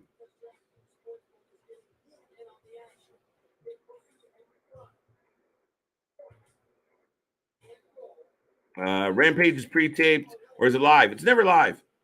Rarely live. Never is not true.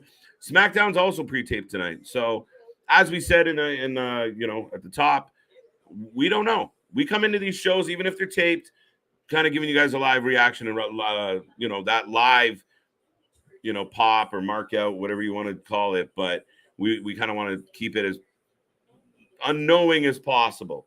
It's not always fully possible thanks to the internet, but we do our best. Rampage. Oh, wait. I stand corrected.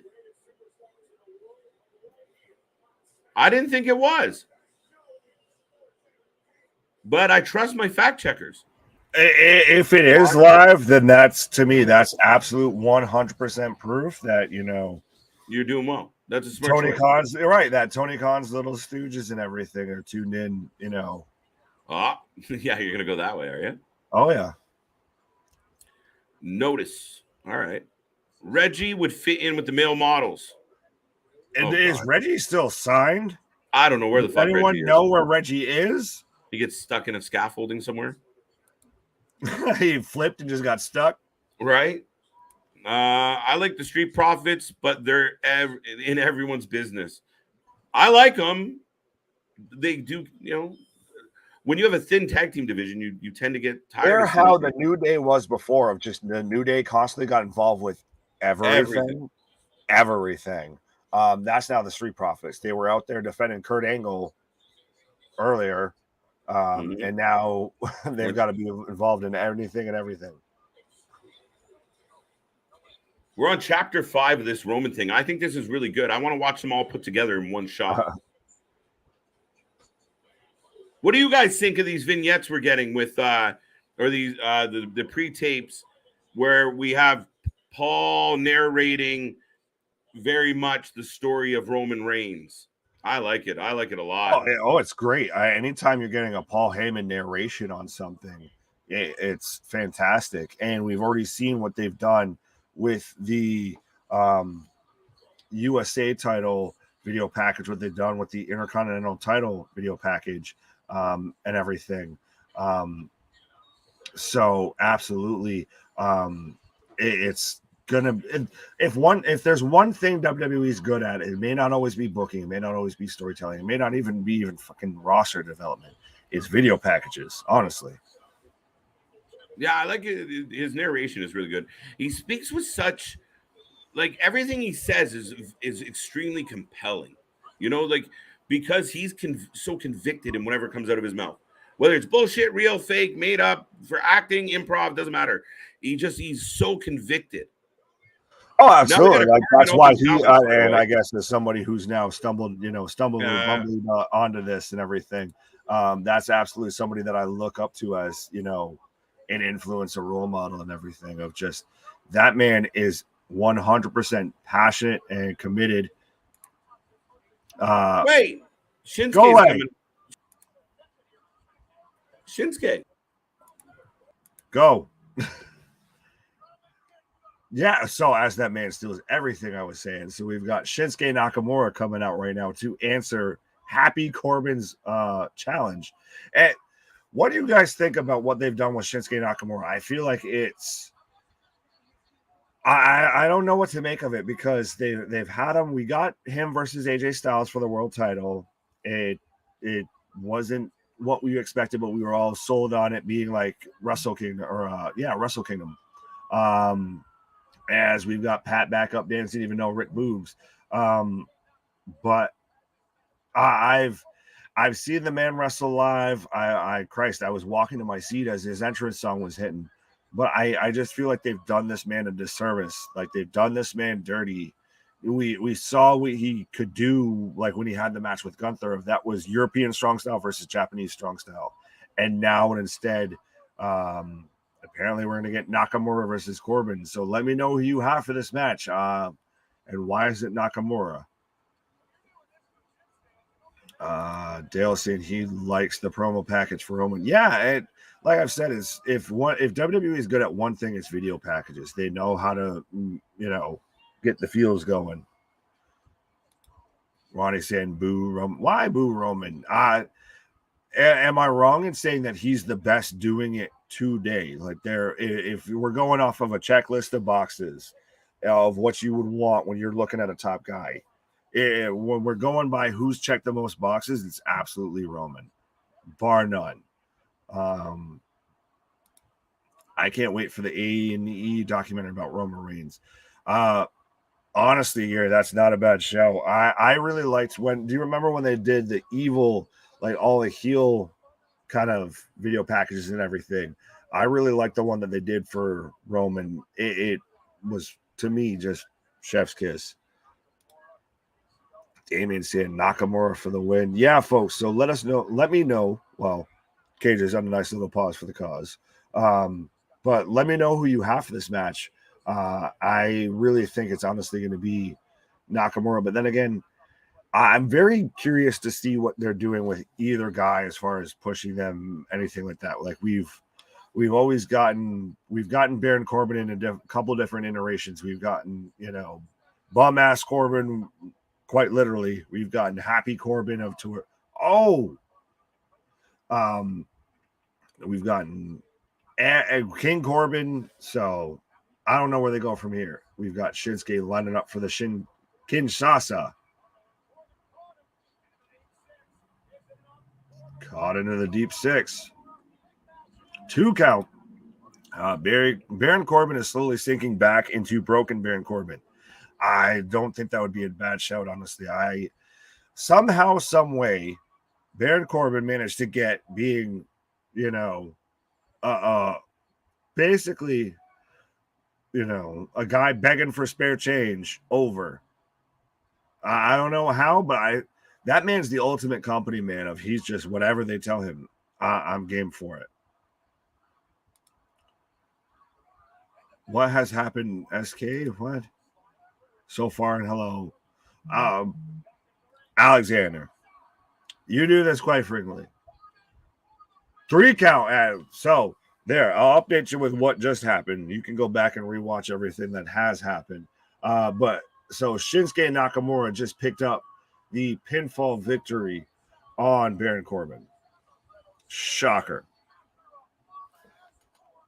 And again, Pat with the bum ass Corbin.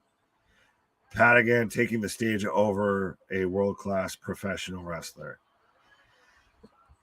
But so you do still have to give Pat McAfee some credit. The man's still gotten in the ring. The man still, he cares. He's passionate. Like, again, that's another person that I kind of look up to what he's done just in the business and what he's even done building just his own brand and everything. Like, that's the thing is the WWE came knocking to him. He didn't go knocking to them.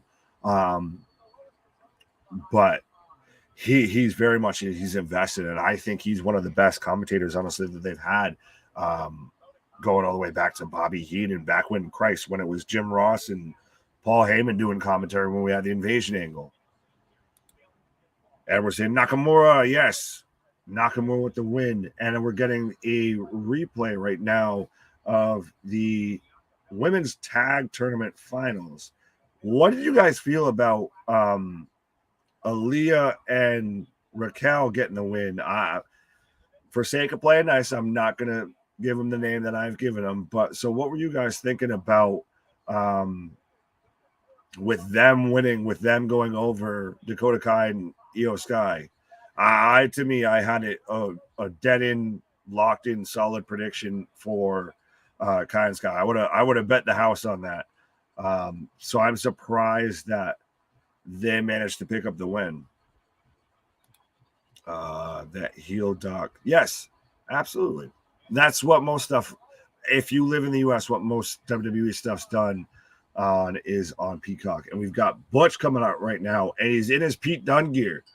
He's half a Butch. He's no longer full Butch.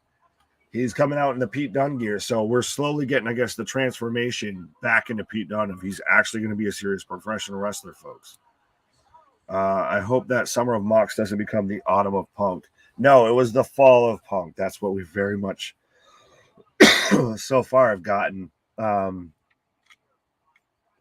Anywhere that Punk's been, whether it be Ring of Honor, whether it be WWE, whether it be now AEW, we've always gotten this whole pitched idea about it being the Summer of Punk. Well, in AEW, we're getting the Fall of Punk. That's what I feel. Vince McMahon has had a history of not working well with Jeff. Yeah, well, Vince McMahon has a history on everything, if we're going to be honest. Pat McAfee is the funniest commentator that it's ever been. If you think he's the funniest, I challenge you still go back and watch at least Bobby Heenan. Go back and watch Bobby Heenan when he was paired up with Gorilla Monsoon. And folks, for those watching along, I at least right now have a video package for Connor's Cure. So that being said, absolutely, Damon, I would say go back and watch Bobby Heenan and then reassess. Butch got his old wrestling gear back. Yes, he did. He's half a Butch instead of a full Butch.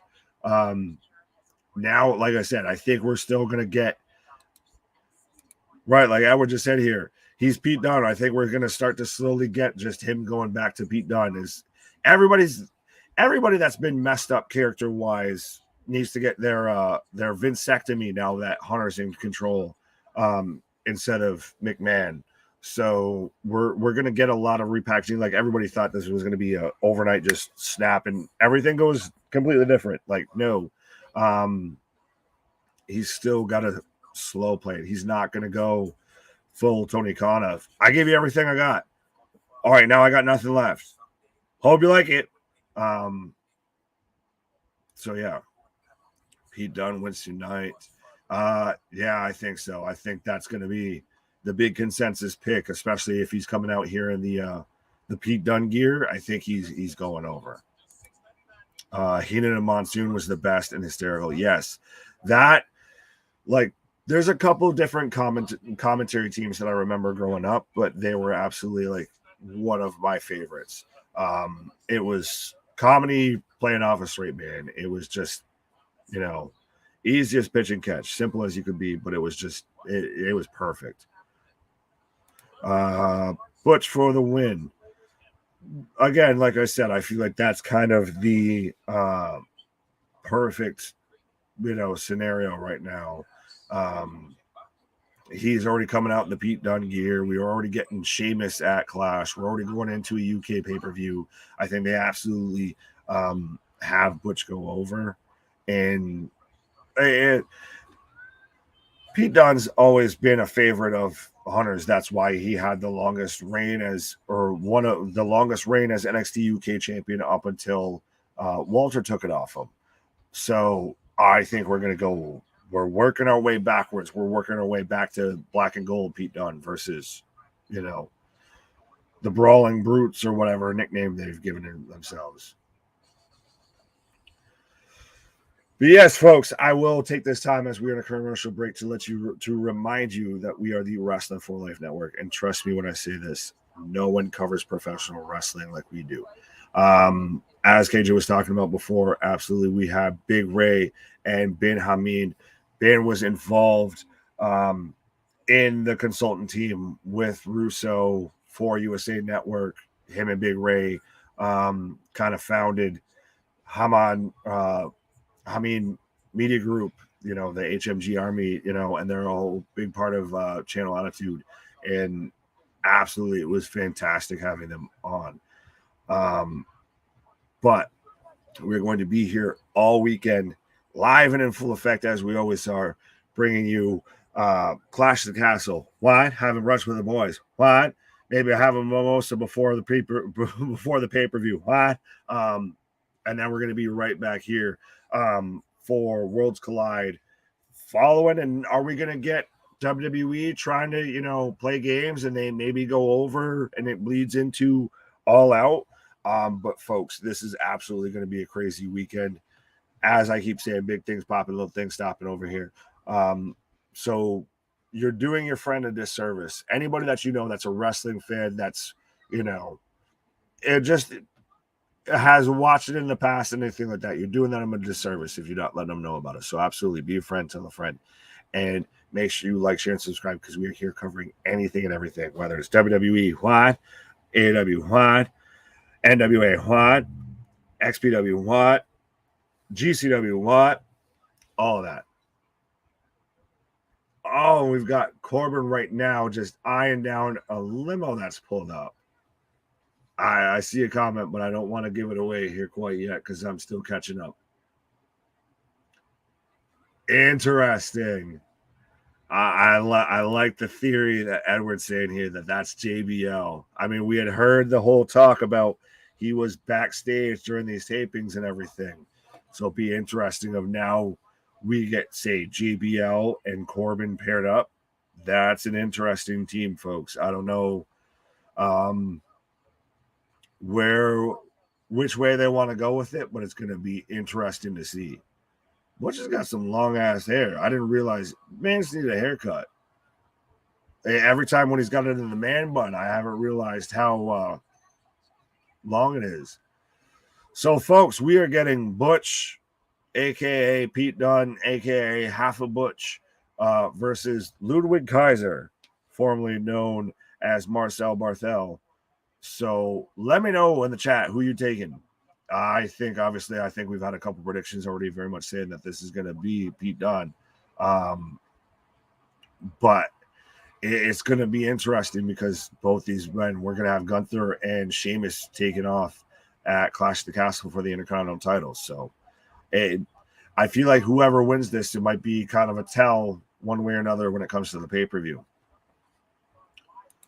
Damien saying, I would love to see Pete Dunne versus Sheamus. That match would be awesome. Well, I think that there's a lot of that's the good thing right now, I guess, that they're building up the mid-card scene in WWE, that there's a lot of good potential matches that we could see, and they're not going to be competing for the world title. They're not all challenging Roman, anything like that. It's guys versus, Pete Dunne versus Sheamus versus Gunther, Ricochet versus Carmelo Hayes. I know that's the NXT, but yeah, you're getting a lot of good kind of matches you didn't think would happen, but the second they're put together, you're like, absolutely, I'm here for it.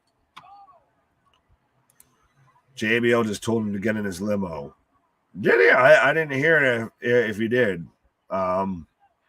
Someone confirmed this report here, but I didn't hear it. And we've got Ludwig. I almost went to Marcel there, but we had Ludwig stomping on Butch's hair. As someone who's a member of the Short Hair Club, I can't confirm nor deny if that would actually hurt or be effective. But if any of you out there, have more of the hair follicles, let me know. Thomas taking Butch, Pete Dunne. Victor saying he can't find Alt Wrestling. Victor, I put the link in the chat. If you give me a second here, I can put it out there again. Or I don't know if you have any sort of social or anything like that. Ours scrolling right by there. So you can absolutely reach out to one of us and we can hook you up. But absolutely, yeah. Just go to Redbubble, search Alt Wrestling Tees, and we'll pop up right there. We're in the collections category. Ronnie's saying he's broken Matt Hardy. Okay, bro. Well, it's interesting even to see what AEW is doing right now with Matt Hardy now that Jeff's not around. And most I've been seeing out of Matt is him being on Dark. Boom. Boom. What are you saying about Dark?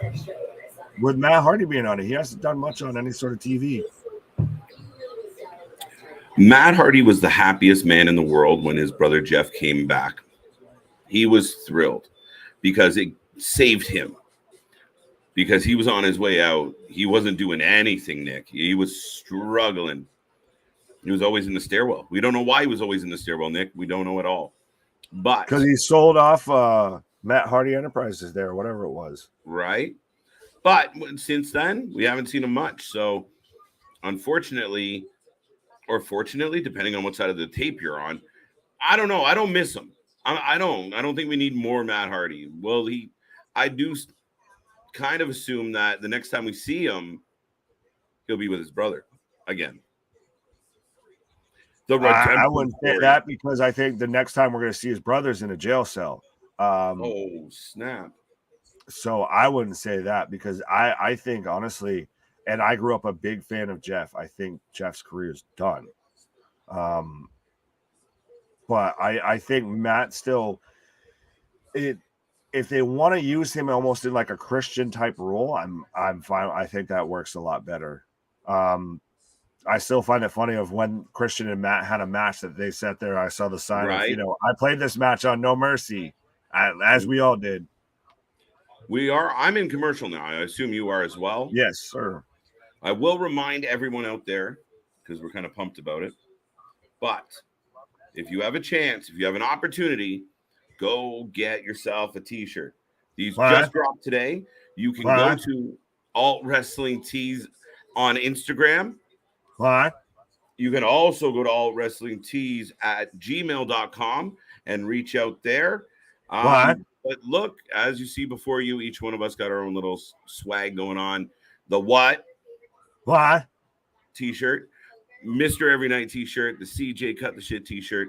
So go to Alt Wrestling Tees. Check him out today. He's got an amazing catalog.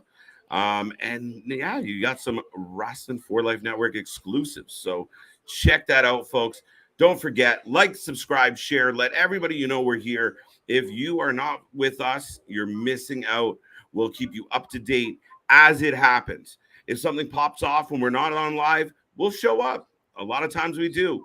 And when we are here, we have all the scoops. We get exclusives. We got interviews. We got so much going on, folks. So join the family. And if you got people out there you care about, let them enhance their life. Embrace the Wrasslin for Life Network and join us. Oh, absolutely. We already had the exclusive interviews. We got the exclusive scoops. Now we got exclusive shirts. We got exclusive merch and everything. So absolutely. And we're just getting started, folks. We're still a baby in this game. Still haven't made it at like half a year. Yeah, no, not even 6 months. We're about 6 months. So I say 5. Everything I've seen says 5. From 5 all day. I don't know. 5. I could check my calendar if you want me to. I'm done. I can't find Alt Wrestling Tees. Instagram. I was gonna say I put the link right below you there, Vic. Click the link. He's having a bad day. Yeah. Larry says, back. I have to say, all wrestling news is fake. Just wait for the moment. All right. It's philosophical. Well, no, I was going to say if there is any sort of wrestling news that is absolutely not fake, it is us right here, the Wrasslin for Life Network. Like I said, we are the only people covering the actual inside story, the story that everybody dismissed. Everybody, as soon as they heard Vince Russo, oh, no, can't be true. Can't be anything else going on there. Nope, don't want to even touch it. Don't even want to talk to anybody, nothing. We're the only ones that dug a little bit deeper, and that's why we're the only ones that have a story. That's it. No, I like it, man. I like who, I like who we are. I like what we're doing. So, no, congrats. What else we got here? Are they going to add more matches to Clash? No. Hope not. Hope not. I don't believe so. What would they add? Well, no, I think is it that precedent that because AEW had to add half their card on the go home show on Dynamite that now we're expecting more matches to be added here and added there. It's no.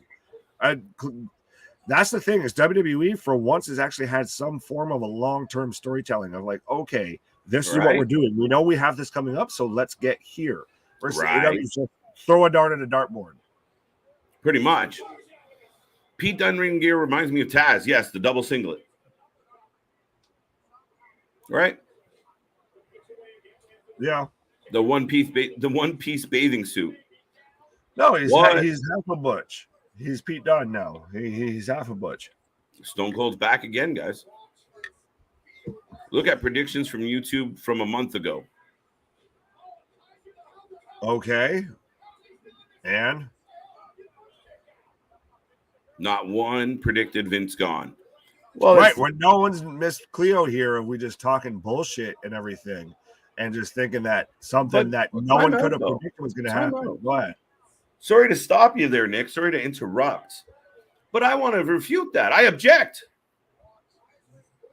Because go ahead. You have the floor. You know what? There was many streams we came on here and talked about the demise and the end of Vince McMahon and how he was on the way out and snap. But yeah, I mean, we really did. We on many occasions stepped in and talked about the fact that Vince, Bruce, that collection at the top, at some point it had to be shifted away. I still think that Butch just got a big W. But yeah, Larry, I think a lot of people didn't get it right. Now, did I predict scandal and non-disclosure agreement? Did I expect all that? No. However, we did figure at some point the old man had to go. I just think he got taken out by his daughter. Oh, I don't know who. Oh, I don't know. I think she assassinated him. I think it was a Game of Thrones. No, I don't know who took him out, but that's the thing is, it's one of those of everybody at least was begging and pleading for him to go. Nobody may have exactly predicted that he was going to get forced out, but I mean, shit, Christ, you're picking the biggest story probably in professional wrestling of at least this year, if not this decade, and you're like, no one predicted it. It's like, right, we're not Miss Cleo, like shit. But you know what? Maybe a lot of the dirt sheets didn't predict it. Maybe a lot of the dirt sheets got half that shit wrong all the time, constantly. That's the thing. Right. They just, Christ, we've seen it with Meltzer. They go with what AEW tells them to put out. So Stone Cold says, I have a question. What? Yeah. What? Watch that kick. Missed it. Also, Pete Dunne, Butch character, like viciousness and always ready for a fight. Kind of reminds me of Chris Benoit. Nope, I don't. Nope. Moving on. I ain't gonna touch that with a fucking 10-foot pole because I don't know. Butch to me reminds me of Scrappy Doo. We're on part 5. Sorry, I said 5 earlier. That was 4. 5. Fucked up my Roman numerals. I didn't notice the I. Ha! Nice pun there. You fucked up your Roman numerals on a video package for Roman. That's why we're friends, Nick. That's why we're friends. Why? Because I get it. Yes, exactly. I pay attention. What's that? No. I lost you. I love AKA Butch beats Dunne. Love is finishing the move, the bitter end. All right, let me try this again, Damien. He loves Butch, and Butch's finishing move I do like the bitter end. It's a good finisher. Better than the one-winged angel. Oh, for fuck's sake. By a mile. You're kidding me. Well, because he doesn't have to pop another... Which looks more impactful? Which looks more impressive? What one looks more ridiculous? Looks more legitimate? What one has to pop a grown-ass man on his shoulders like a psychopath? You've never fucking chicken fight in a swimming pool or anything like that? Have you ever tried to chicken fight when the other guy doesn't want to be lifted up? Well, I'm not saying that, but shit, if you're not gonna go into doesn't want to be lifted up, so the guy wants to be picked up, fucking flipped around and slammed on his face. You're right. What? What? No, that's too funny. None of No, I don't like it. I just don't like it. I don't know what Larry's on about, but breathe, homie. That's all I'm gonna say is breathe. Woo-saw. Right. Fucking motto around here. Woo-saw. Should WWE bring back the old WWE World Heavyweight Championship belt, the Winged Eagle belt, the Attitude Era belt, and the Smoking Skull title? I was with you. I mean, if you wanted to bring something in the style of the Winged Eagle belt, maybe an updated version of it, bigger. Big Goldie needs to come back. Big Goldie would be lovely. I'll match that vote on that one. I'll second that motion. Me, Big Goldie is that's the top title that there's been created in professional wrestling. Right. Just the look, the aesthetic, everything instantly, it feels big. Right. Less than a month ago, there was a prediction Roman was leaving WWE. Right. That's because people misinterpreted a promo at a house show. So he's still here. He's still here like for I said. Woo-saw, homie. It's all good. All caps. All right. It's all love. We'll get you through this trip. It's all love. Oh, One Winged Angel is protected, though. Apparently, no one has kicked out. Not in AEW. I don't. Oh, that's not true. Okada is kicked out of it. I know that. Yeah, but I feel like someone else has. Moxley? It was Moxley kicks out of fucking everything. Hangman. Yeah? I think it was Hangman in their feud. Because before that, the first person who had done it was Okada because of their storied feud.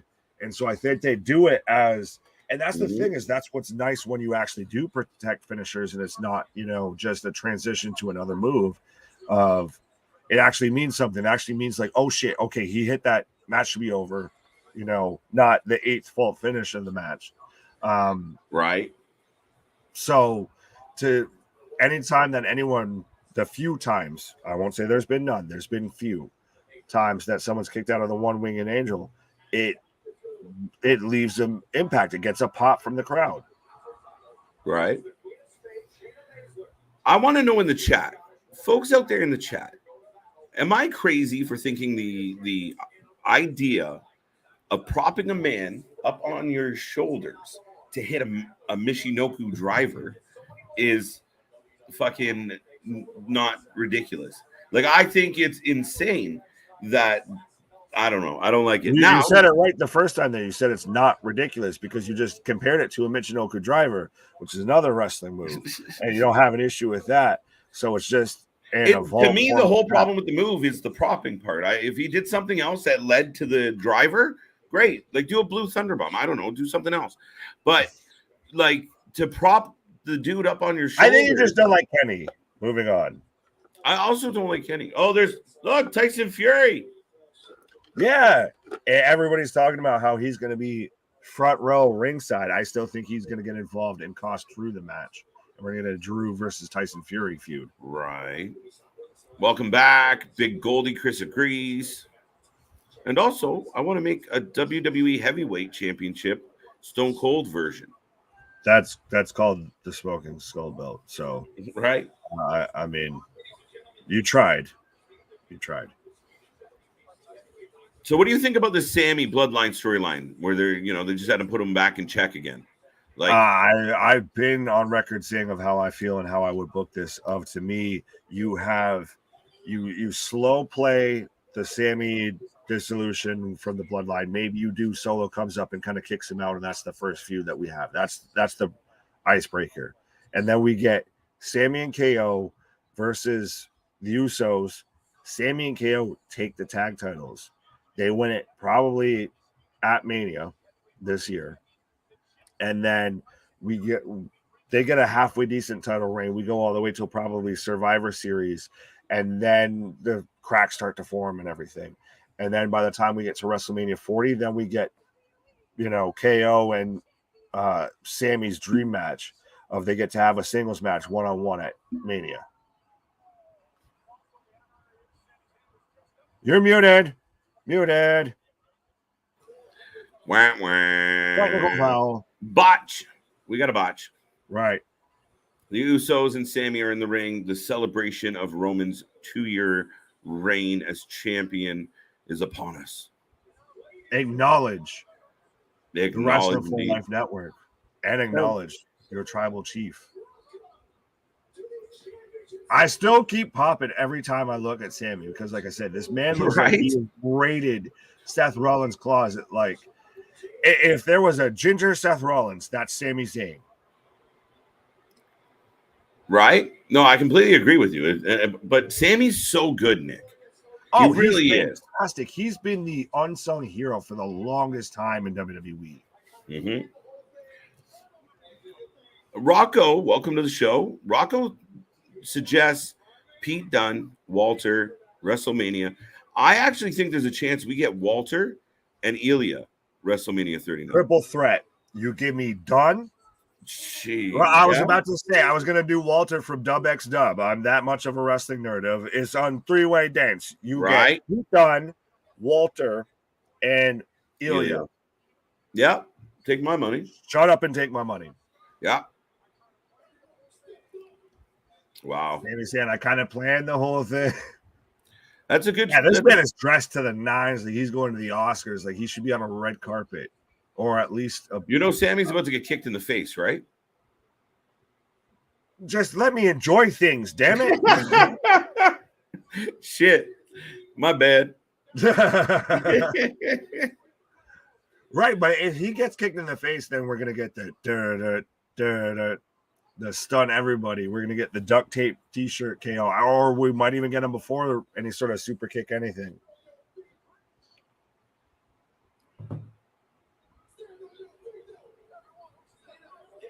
Yo, they're making the entire crowd stand up. Stand for like the national anthem.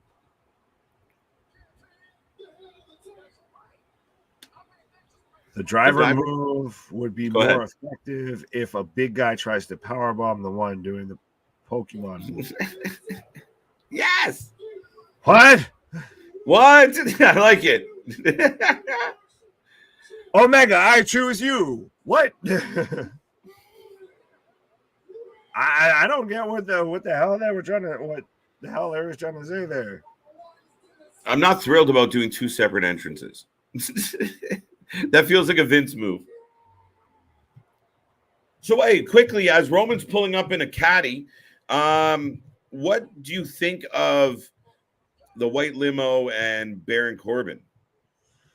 Oh, it's interesting. I heard, I think it might have been Dale or somebody in the chat saying that, it was JBL that said, come in my limo. I didn't hear anything, but it very much gave that impression. I don't know if we had the Longhorn on the front of it to give it away. Oh, shit.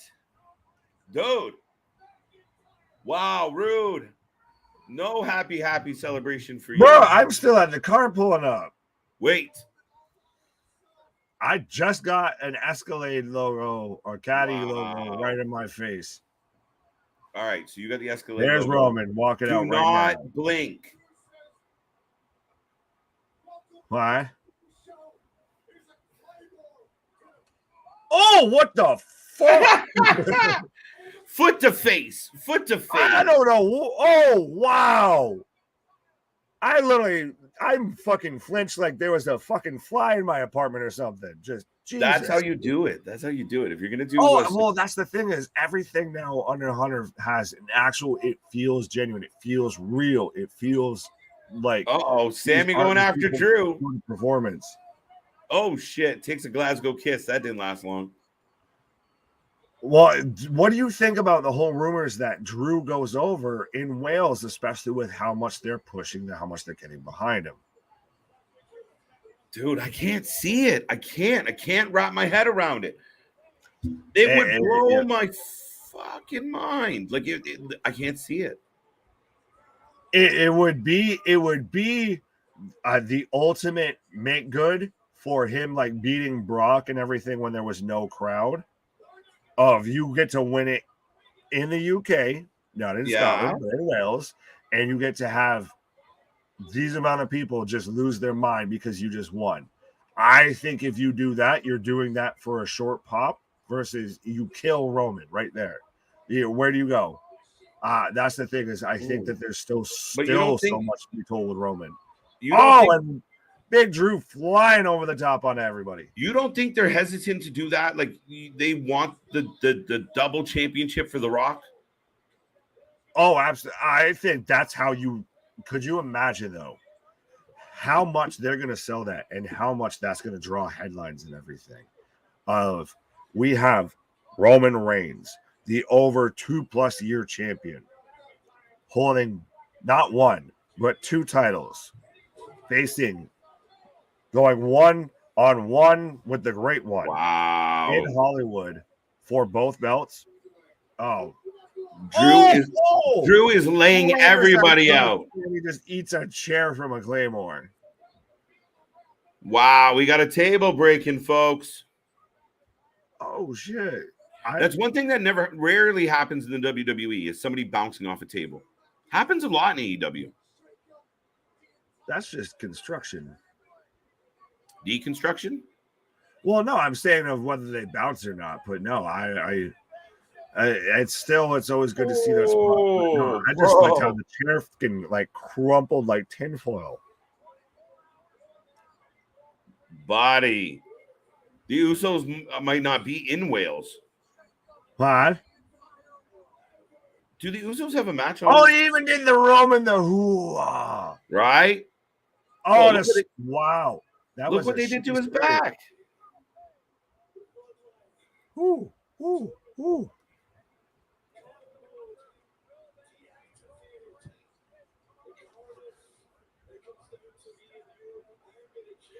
Have they done a good job building Drew up as a possible? Yeah, I know. Yes, I know the answer. Absolutely. I'm just throwing it out there. They've done the CM Punk treatment, the spit shine. Polish a turd at times. It's still a turd, but it's very much one of those of that.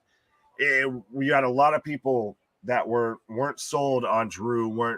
We're past that. Okay, we've been here, had that. I don't want any more, and they've made him super relevant again. Mm-hmm. Yo, he planted. There's going to be so many fucking memes going around with McIntyre's boot in Roman's face. I might have to make that. You're right. There's going to be memes of Monday morning on a Sunday. Right? Trust me, it's going to be us Monday morning after covering all out and everything. Just Drew, just right in the fucking face. But that and two of Sammy just eating that chair. Just all right, folks. If you've been here before, you know what happens right now. It's a Friday night. One show's not enough. We're going to hit another show. I didn't even realize that's the end. That is it, man. That's how good the show was. So we will talk about it as we change over.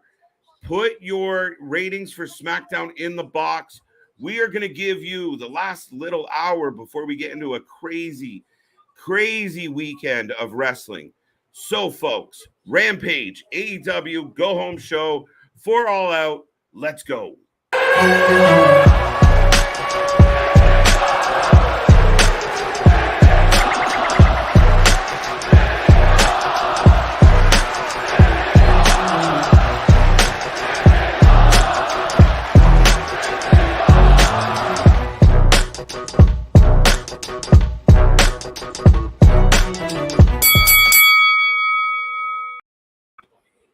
Boom. Just like that, we are back and live again, rolling through. That's how we do quick time. I like that. That went really well. I like when they go smooth, the transitions. But, folks, if you didn't know, if you're just tuning in for Rampage, this is Wrasslin for Life Network.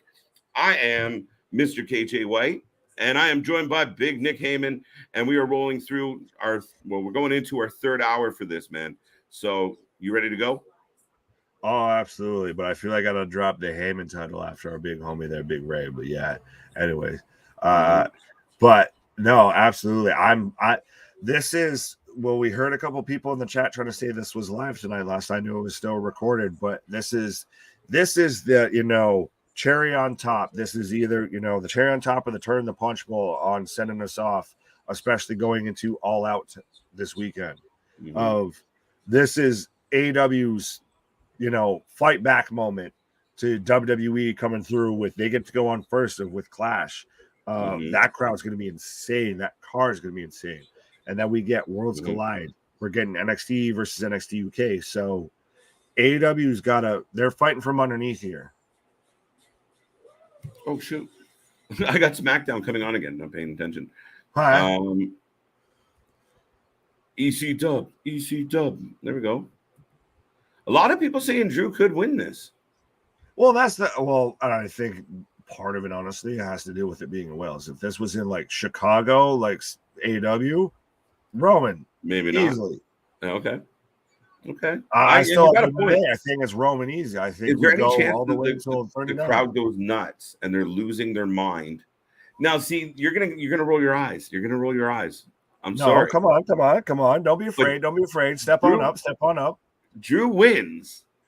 Everyone's going ballistic, and a lot of people are like, Money in the Bank. Fuck it. I'm gonna do it one more time. Mark out one more time before Clash. What if it is Bray? At that moment, the place shuts down, and maybe it is. I always said there's no way he's coming alone. So if he did show up in that moment when there's already pandemonium, or do you just let Drew have the moment? Don't stomp on it. What I think you have, if I'm booking this, is you have Drew's lined up for the win. He's lined up perfectly. He's got it sealed in the bag and everything. And Karrion. No, honestly. I'm saying Tyson Fury. Well, you could do this either Tyson Fury's trying to help and cost him, or you have Tyson Fury get up and he just distracts him and he just cold cocks him right on the apron and everything like that.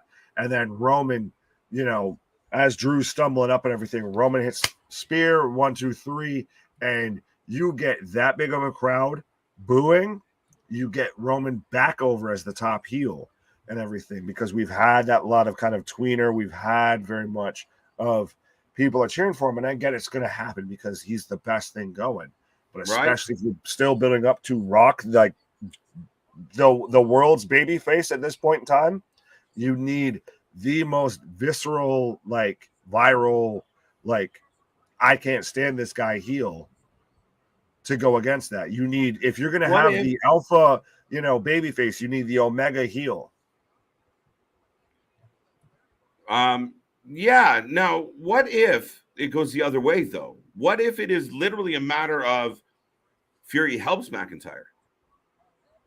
If it goes that way, then you have to do it for one of the belts. You can't have, after you just did a 2-year celebration, you have this man literally lose like the next day, like literally within hours. Like, well, I think we're almost to the point where we're going to be under like 12 hours from when they go live from when we get off. Yeah, we're getting close if we're not here already.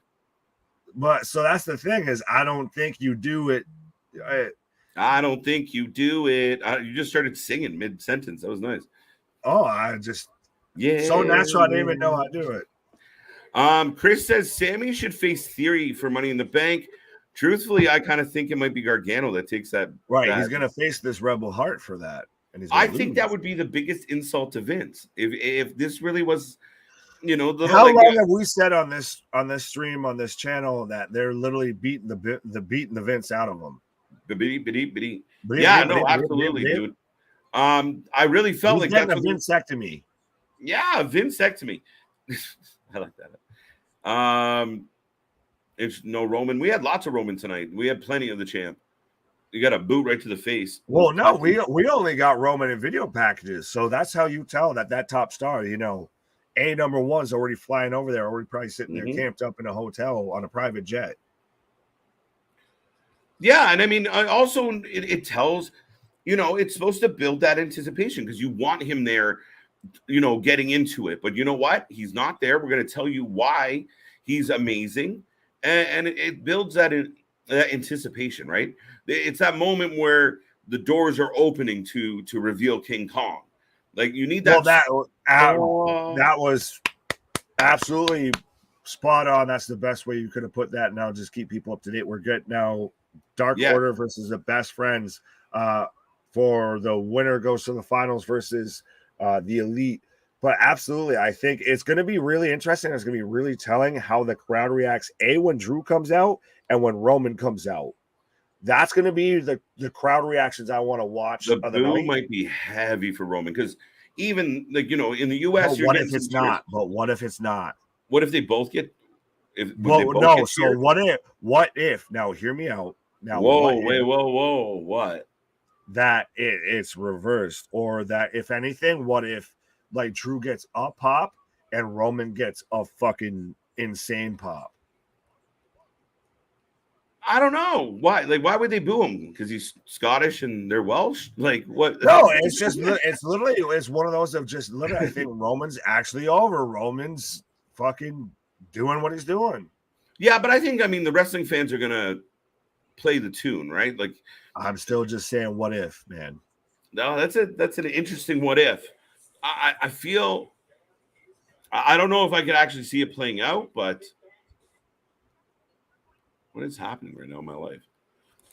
But we do comedy teams facing each other. Not good. That's what's happening right now in your life. You guys can let us know your predictions in the box for this match. I know I've spent the entire week pissing and moaning about this whole situation. Some of you are probably sick of hearing it, but it's fucking bad. It's a bad choice. It's poor booking. Hey, Tony. Hey, Warner. Wait. What kind of booking? If you need a guy or need some guys, we know some people. So. Oh, shit. I'm going to go that route. Yeah, no, that's the thing. Like, it's straightforward for me. And when they started this tournament, I was against the trios tournament from the beginning. So maybe that's part of my jaded feelings. But I think it was a fuck up. I think it was a way to bury the fucking Young Bucks. As to far get them as over that. Well, no, not bury them, but like bury their heads in the ground like ostriches. That's where I was going with that little tidbit. Were you trying to do an ostrich thing there? Right. But no, I think it's one of those that the second we saw the trios belts, we instantly knew who was holding them, and it was the Elite. It's just we know that Tony's that much of a mark for the Bucks, and they're that much of a mark for themselves and everything. That is literally just kids playing with action figures. So everybody gets the title. Everybody gets what they want. Everybody play nice. Everybody play nice in that fucking playpen. Well, that's the thing. Like, I feel like I said, there's rumors right now that Malachi Black does not want to be in this company anymore. And I think that's going to be. I think that's the first of many. But you bring in. Imagine that Triple H gets his hands on Brody, Malachi, and gets Buddy back, where we wouldn't have Buddy the way we have Buddy. Put them with Cross. Everyone's like, look at these marks. Keep going with your Bray thing. Put them with Bray. Shut up. That's a lot. Coming from you of all people. I fucking knew you were gonna pop on that. Like, shit. Me of all people. Not meat kettle there. Oh, that's too funny, man. You almost made me choke. Pause. 7 out of 10. 7 out of 10 for Thomas Dunn. Thomas Dunn. There we go. It's getting late on a Friday, folks. We can't be held. No, it's a feel good Friday night, and absolutely, like I said, we're rolling into probably fucking fuck you, Orange Cassidy. But so wait, I'm gonna jump down and then we'll come back to SmackDown. No, you're fine. But either way, I was just saying we're rolling into probably the most hectic, like absolutely, like I'm still buzzing off of last night. Just already, that was just fantastic and everything. Right. And then tonight, honestly, wasn't bad for SmackDown. And we're rolling into the most chaotic wrestling weekend I can remember since Christ, maybe Mania, if not beyond that. So I'm here for every second. Sorry, Nick. I wasn't this excited for Mania. Facts. Remember, what did AEW run a show around? What show did they run at Mania that weekend? Was it Double or Nothing? It wasn't the same weekend, was it? Was it the weekend after? I know they ran a show close. Everybody runs a show close to Mania, of course. Right. Mm-hmm. But no, now we're getting back to, and again, it's interesting that Paul said, hey, they beat our development. Who cares, basically? Mm-hmm. But now if Worlds Collide bleeds over into All Out, okay, I see you, Papa Paul. I see you. I mean, that's an interesting theory, and I really do think it's going to be curious. We're going to be live, and we're going to have to decide, like, are we staying on the original stream and just running through, or are we going to jump? Oh no, we'll be like how we have half a dozen times before. I think we cover multiple shows at the same time. We've sat there and had it split down the middle. No. If you get one show, I get another. Yeah, where I was going with that was that it literally, as we're counting down those minutes, we won't know if we're going to go 2 streams at once or if there's actually going to be a gap. Like, will it stop and then we have 10 minutes, 20 minutes, half hour before all out, or will it bleed right through? It's definitely going to overlap with the pre-show. I think it bleeds right. I think they go over the pre-show. I think really? you could be. I think Worlds Collide either ends halfway through the pre-show or ends when the pre-show ends. Okay, let me think. I'm doing the math in my head. Worlds Collide is at 4 p.m. Eastern Standard Time, right? Mm-hmm. All Out's pre-show is at 7, and the main show is at 8. Facts. Okay. So that would be a 4-hour. Well, no, that's long for a Worlds Collide. I retract my previous statement. That's long. You see what I did there, folks? Yeah. If that was Clash, that could work. But as NXT, that's long. That's a long night, bro. Right. So I think they're going to overlap. I need a break. Pre-show. Right. Well, you see us constantly on times with tagging and out and everything. We need a little pause for the cause every now and then. So if you're gonna go 4 hours into a 5-hour show, yeah, we're not getting a 4-hour. We might get a 3-hour or 2.5. Right. Thank you for breaking down the math for me there. Right. I was like, wait a minute. Does it start at 7? I never if it started at 7, it's possible. About it that way, and then I'm just like, oh, that's long. That's long. So I do think there's a good chance that Braun Breaker and Bates goes into the pre-show. Oh, absolutely. Well, shit. Now I'm trying to remember how long that would be. That would be 3 hours. I could see the finish goes into the pre-show. Yeah, that's what I mean. Okay. But I still don't know if the show will go a solid 3 hours. I don't. That's still. It's a tough one, right? Oh, you called it. Dark Order with the W. So we're getting. This is disgusting. Hangman. Disgusting. And the Dark Order versus the Elite for the trios belts. And if you can't tell that it's a boys' club in the locker room, this is why there's Stevie Wonder might be able to help you. Wow. Look at that. Really? Hey, see? It's amazing when technology works. Give him a heart. Right. Love you. Victor, making a man smile on a Friday night. Do something strange for a low piece of change. Listen, it's a Friday night. I'm feeling good. My eyes are feeling a little, but feeling good.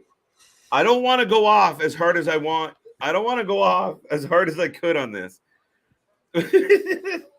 But, man, it is ridiculous that this is how this tournament played out. I killed him. Yeah, sure, leave me here to giggle. Dark Order, not shocked. Now Hangman screws Dark Order. Yes, Edward. Great minds. I'm right there with you on that. Now we're getting a preview of another Kingston Ishii match. Ishii. I personally am a huge Eddie Kingston fan. I really am a big Eddie Kingston fan. I'm not interested in this match. I'm disappointed that backstage bullshit took a match away and that you couldn't come up with something better than Ishii in the pre-card. Am I the only one that feels that way? 5 out of 10 on SmackDown from Victor. Got to go to work. Hey, Victor, nothing but love. Mr. Moderator, T-shirt owner, worker. Let's have a safe one. And we'll see you again, buddy. Now let me go back up here. Where are we going with this? Now I'm back in a commercial, ladies and gentlemen. I'll get back up. I'm going to scroll up to your SmackDown ratings here and see what some people thought. Wow, you guys have said a lot tonight. I like it. Thank you. We appreciate it. We love a busy chat. I don't know, sometimes we miss or skip, but we're doing our best. It's getting busy around here. Where are they? Where are they? Oh, there we go. Edward said 7. Larry said 8.5. Where's Chris in his 10? Damien said 8 out of 10. Dale said 7. So a pretty good consensus. Thomas Dunn said 7 as well. I'm kind of on par with you guys. For a go-home show that was taped under the circumstances, like, where is it? Pink Ranger. Our buddy Pink Ranger made a comment. There you go. Just realized there was no just realized SmackDown did not feature any women's matches, just segments. That is true. That is very true now that I think about it. Yeah, definitely. Okay, it's definitely true, Pink Ranger. Now, I think could they have fit something in? Probably. But I think part of that problem is I think they all are in Wales. All the women are over there. Like, we got a lot of women on this Clash card. So that, to me, think about who's on the card. You have a lot of, yeah. So no ladies on the SmackDown tonight. Nobody could go. They were all, I mean, who do you got left? Even Aaliyah's over there. She's got a belt. Bring up 2 NXT girls. Let them have a match. Shout out to Victor Nash for picking up all 3. Whoa.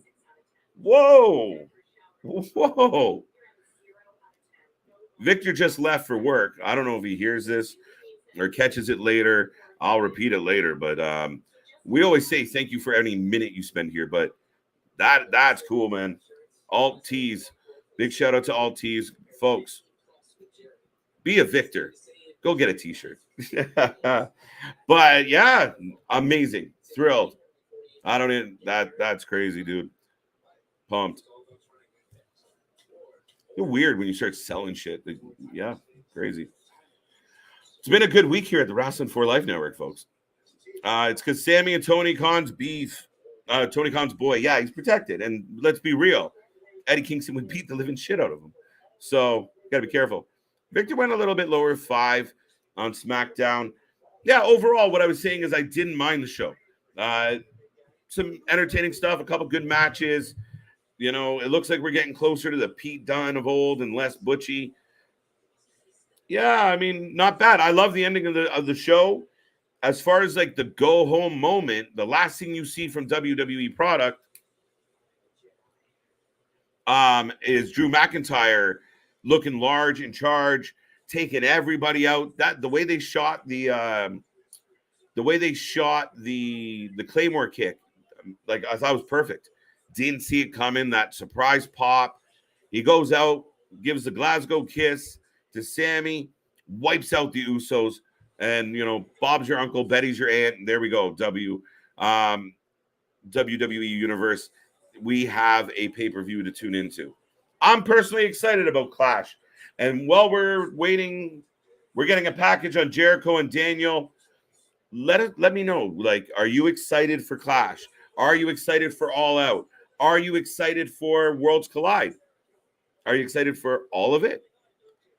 What are you most excited about? Let me know. Don't be quiet. Don't be shy. Ray Phoenix is on the way to the ring, or Phoenix, as my proper buddy would say.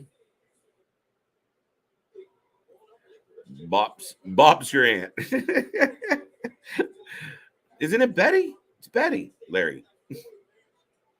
Will Ospreay will be not come to AEW anymore for the future. He said that. Yeah, maybe because he doesn't want to go under. He'll go back to New Japan. He'll go back to doing the shows he was doing and go over because he's good. But he's gone under twice since being with AEW. And the first time was stupid.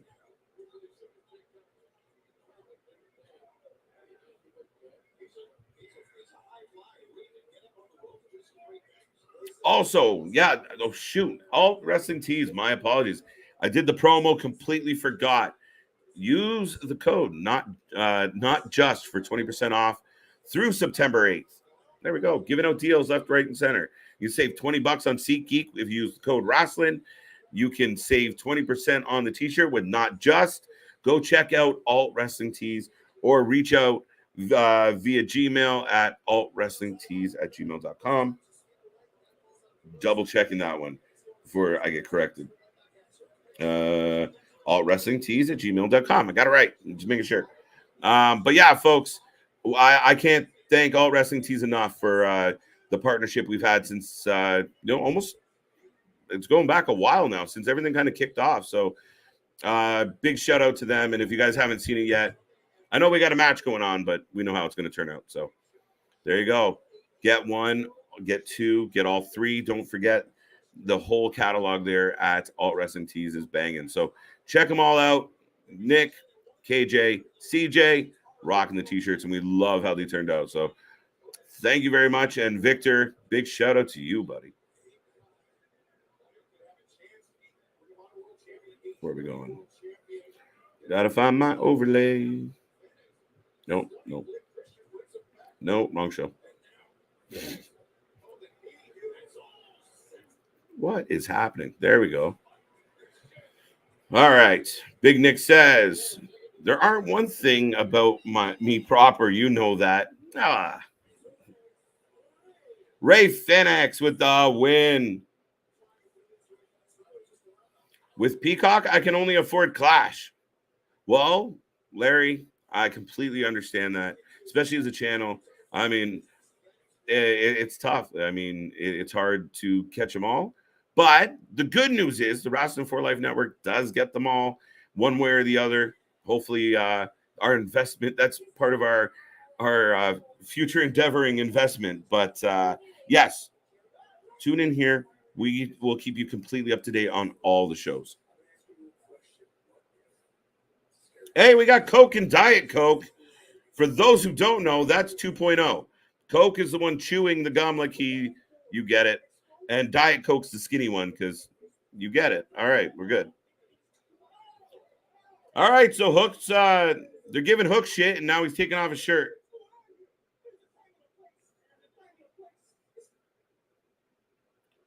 Oh, we're adding Hook versus Angelo Parker to 0 Hour. Was that already announced? I think bad slow memory. Yes, I knew that. That's right. It was one of the three, right? Okay, we're good.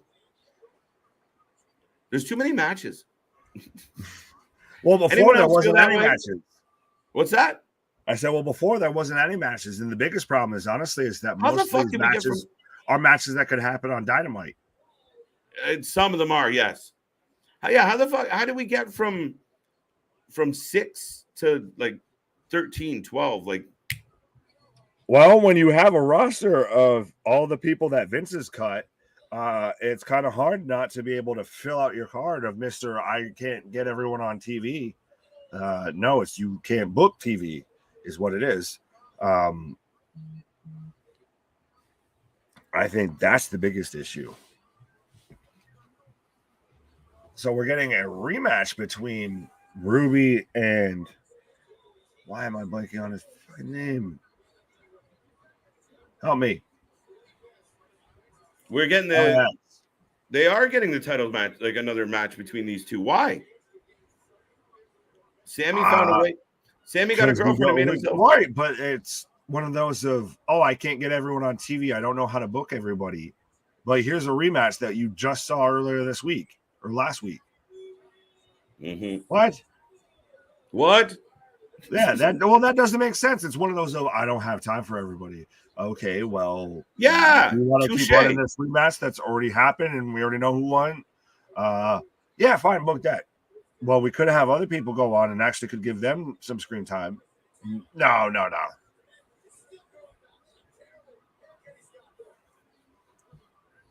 Oh, there we go. Boom, boom, yes, boom. And everyone should be absolutely like Victor right there and go ahead and grab yourself. Can you believe that? Nice. What? Somebody bought one of your t-shirts. Like, that's pretty cool, right? What? What? You sold No, a T-shirt. Congratulations. You like? don't do that to me. Don't do that to me. Oh, you're gonna make 60 We're gonna keep minutes. it together. We're gonna keep it together now, folks. Yeah, right. KJ and Nick, what are your guys' opinions on Drew promo with him working out? I'll let you handle this one because you sent it to me. So with Drew's promo at the end of SmackDown and all of that, I still think we're building up this man to. We're going to build this up, man, as the biggest babyface. This man needed the rub, the shine. That man, if we're talking, like the genie's lamp and everything, that man was dusty, dirty, dingy. He needed that shine, that polish, to actually look like a competitor for Roman. To, okay, now this actually feels like a big main event. This feels like big time fighting here. But I still think Roman Reigns, your reigning, defending, undisputed, Universal World Heavyweight Champion, walks into Cardiff and walks out of Cardiff with both belts around his shoulders. If it was for one belt, we might have a discussion. We might be able to talk some business. But when it's for both belts, Roman leaves with both belts. Easy money. That's what I've been saying, man. I can't see Roman losing. Roman's been on such a tear. He's so dominant. But they've done an amazing job making us believe in Drew in a quick time.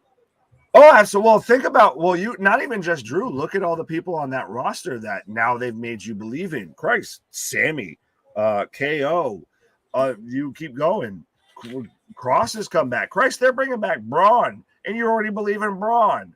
When they had it and fucked it up. So it feels like right now, it almost feels like nothing Hunter can do is wrong. Granted, he has laid an egg or time or two, and Tony just it's paralysis by analysis. He keeps kind of trying to move a certain way. Do you think that is part of the dilemma here for Tony? Is that paralysis by analysis? Oh, absolutely. I think because as we've even seen, Tony has his ear to the ground. Tony might be listening. Hi, AEW Schmarks. But I think very much that. What? I was cutting wide. No, you're good. I just didn't hear. I literally didn't hear you. I mumble sometimes. No, you're good. I do that all the time. My wife acts like thinks I have my jaw broke. But no, I think very much that Tony, he goes off the seat of his pants. He goes, I've said it for the longest time. It's him playing with action figures. He's like a dog chasing a car. He doesn't know what the fuck to do when he catches it. So I think he doesn't, now that he's actually got someone knocking on his door and saying, hey, so what's up? Now he's like, I never thought I'd make it here. I don't know what to do here. So it's absolutely paralysis by analysis. Yeah, I mean, you kind of get that impression. And I think part of the paralysis is, I believe he's being held down by the people around him, the closest people to him. Oh, no, I don't think he's being held down. I think he just has bad people around him. I think he has an echo chamber of yes men around him that he has no one that's going to tell him, no, that's a bad idea. He has no one saying, no, you should do this instead. No, that's okay. But if you do this, this would be better. He has none of that. Doesn't work for me, bro. That's what he has around him. Yeah, I mean, it really... Yeah, it's unfortunate because I think there's enough manpower there. There's enough, person power there, that enough brain trust that you could really accomplish something. And at times you've shown that, but then you fall back into, let's just fuck up the arena match. And here we go again. Right. It's one of those coulda, woulda, shoulda. It's you could have done this, could have done that. He's got the talent around him. He's had everything fucking handed to him. Like I said before, when it was Vince and Tony going head to head versus Paul and Tony, that it was two wrestling companies trying to lose a war. Right. Neither one wanted to actually try and win this shit. And now Tony doesn't realize, oh wait, no, they're actually trying to win this time. They're actually trying to compete. They're 2K controllers connected, so they're actually trying to score. Oogity Boogity comes in with she caught. There's a sign that says, "Develop these nuts, Triple H." I love that though. That's a good show. That's a good That's back. That's a good clap back. It's that we appreciate both sides of the argument. I'll take that. Oh, absolutely. That's the thing is there's sometimes there's signs in the crowd that make the show, but Ruby just planted Tay with a spear and then a couple of sweeps, but just planted her. How are you Tay selling big? I right now have Ortiz. This is better. Why can't we get this, Ruby? What? You're Tony? I've never seen a headbutt like that. Wait a minute. You've been in wrestling all this time? Right. There's been a lot of headbutters. There's been many headbutters in our time. Right. Shut up, Tony. I still like that. Nice. Now, I told you, Tony, to shave them sideburns with his, Jacksonville waterfall. That man's got a mullet for days. This is called lazy booking. I think someone else has the trademark on lazy booking, but I don't. Yeah, right. Yeah, I think that man also, though, is going to have a very interesting opinion on what we were talking about on Thursday as well. Well, shit. Yeah, I would say that. Yeah, I mean, we all know how Mr. Jim Cornette feels about one Bruce. Right. Well, go ahead. I specifically asked that question last night because you do hear the Jim Cornette side and other people's side. Oh, what? You're ahead of me now, remember? I didn't realize I was. So you have the floor, sir. That was a shitty dropkick. But yeah, I mean, for me, I wanted to hear truly, like, from those who are close to Vince, how do they feel about him? What endeared them to him? And I was really impressed by the answer. So people can say what they want, but I'd like to think that, after doing what I've done in my life, I'm a pretty good people person. And it was a nice, genuine conversation, but we'll get off that now. Right. We'll touch on that. Ruby gets a win with a roll up. But no, absolutely. I'll just they champs? My opinion on Russo has completely changed. But yes, surprisingly, are they champs? Ruby, and I like the little like belly dance there at the end. But Ruby and Ortiz pick up the win. Now, was that one for the belts? Give them the belts. Yeah. So the first one was for the belts. This is non-title. Yeah. Wait. Oh, no, they got to have a third match for the title. They'll add that to the pre-show as well. Oh, lordy. Match 42. No. Tony, I know you don't want my money before, but can we make a deal? I'll give you some of my money if your shows aren't if your pay-per-views aren't 5 hours long.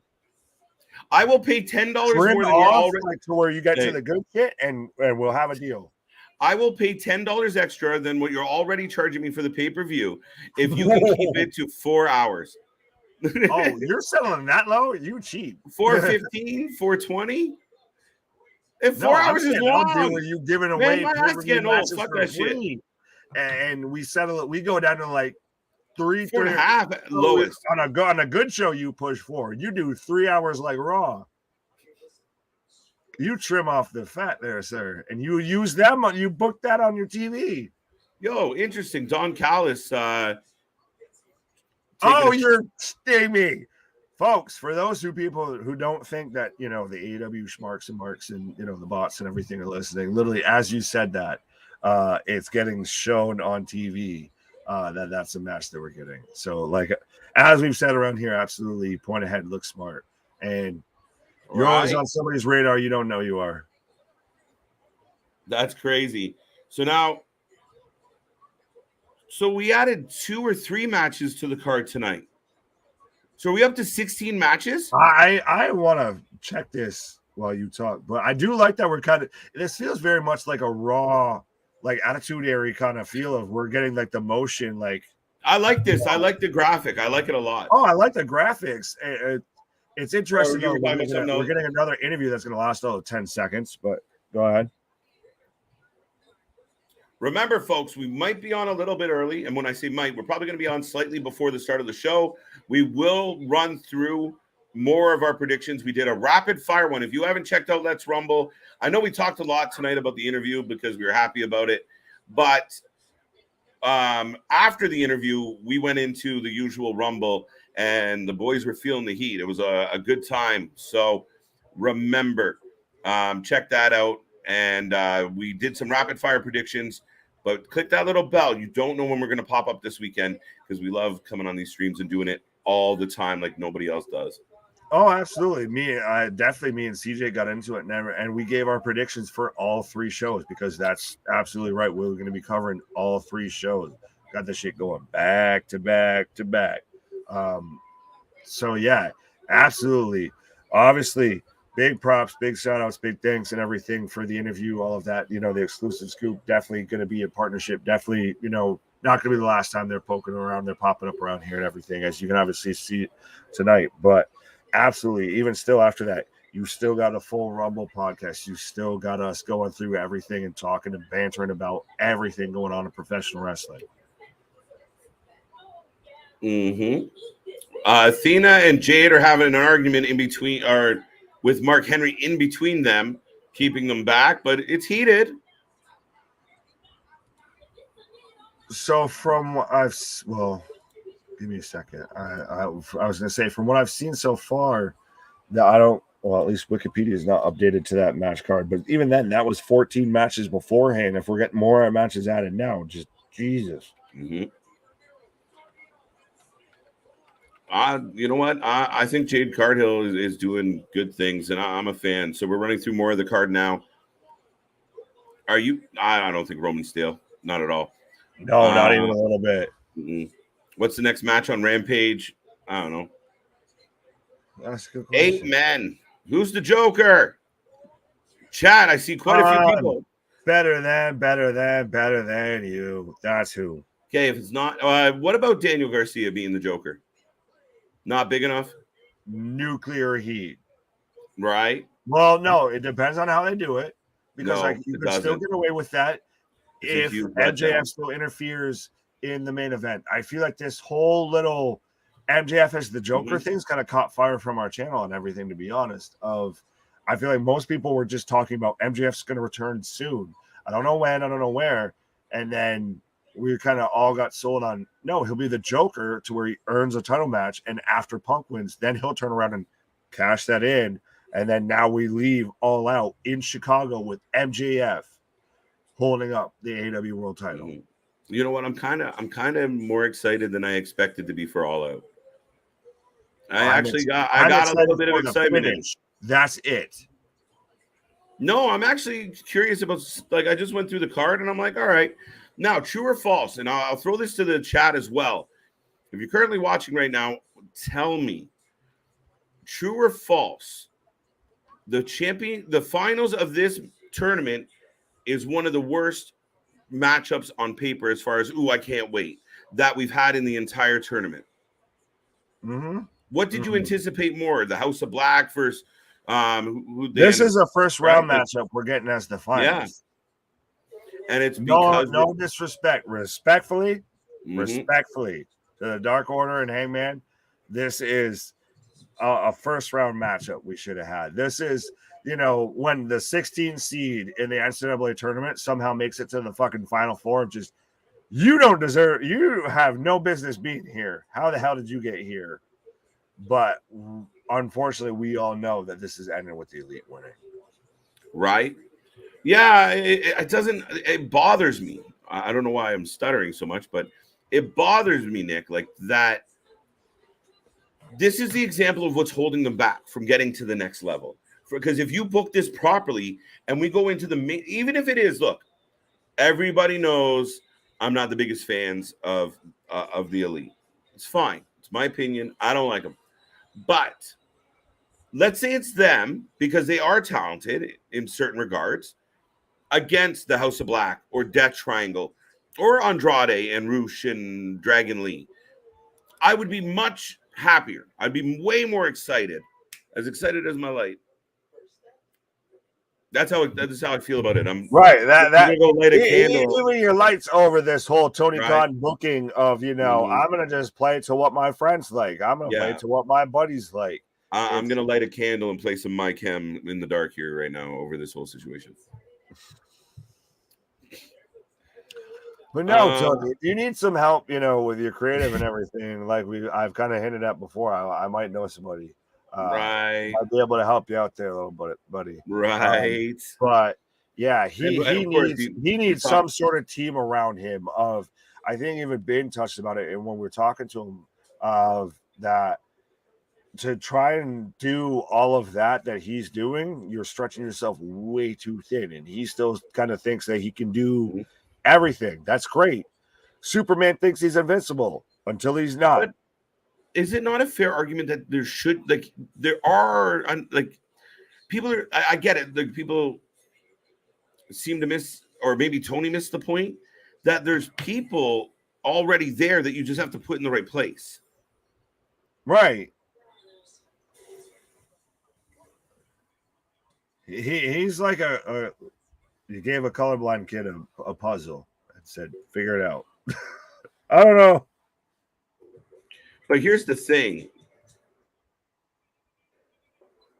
If you continue to book like this and push out Daniel Garcia, Orange Cassidy, the Best Friends, Dark Order, if you continue to weaken your product by highlighting the wrong people, you're killing your fucking show. You're killing your brand. You're doing your fans a disservice. And I know the hardcore AEW fans out there are going to say, fuck you, KJ. We love what he's doing. Not true. You drank the Kool-Aid. I get it. Tribalism. But what? I said tribalism. Yeah, right, a little bit. And I get it. You're protective of something you care about. True story. When AEW kicked off, I literally started doing this shit because I was an AEW fan and I kind of wanted to get online with everyone else and throw it out there for all the people that were kind of shitting on it, like the Jim Cornettes, right? I kind of give Jim Cornette a bit of credit for how I ended up on a YouTube channel. But, I mean, I get standing for it, but you have to admit, as a diehard AEW fan, what would you rather see right now going into All Out? Like I said, I'd rather see fucking give me United Empire versus Young Bucks and Kenny for the final. Ben said that. Right? Ben said, I want Kenny versus Ospreay in a singles match. That's the thing, is it's almost with Tony. It's you can lead a horse to water, but you can't make it drink. You can keep gift wrapping and handing stuff right in front of him of how much was WWE handing him stuff with this person's release, that person's release, and then all of a sudden, I don't know what to do. I can't fit everybody on TV. Like we even talked about on Rumble of Bobby Fish. They're just letting him walk right back into WWE. Kyle O'Reilly's out indefinitely after neck surgery. So speaking of FTR, here they come. Again, here's another example. Tell me I'm wrong. I want someone out there to say, KJ, you are fucking wrong. FTR gets on an absolute fucking heater. They tear it up in such a way that even the hardcore of hardcore AEW fans start putting them over, to the point where the Young Bucks are standing there with a mic in their hand, not even talking about FTR, and the FTR chants drown them out. And in quick succession, why are we not getting the tag titles defended at your big pay-per-view, Tony? Because we are versus the Claim. They minimize FTR. They've minimized other talent. They've minimized Wardlow. They minimize people at times because they're too busy putting the wrong people over, worried about feelings. And when Tony's sitting on beanbag chairs eating fucking Cheetos and smoking joints with his fucking staff, yeah, they come up with some stupid shit. And the closest of his close, his EVPs, have way too much sway because they're sniveling little brats. And you can tell what's been happening between the trios division and the tag team division that they're apparently in charge of. I think you kind of hit it, there with the EVPs have too much control. And again, I get Tony wants to play nice with everybody and all of that, but you also have right now your top tag team has every other company's tag title except for yours. Yeah, that's a problem. right. That's a problem. Why are they not? I think Wardlow's still over like Rover. I think you still get fans that sit there.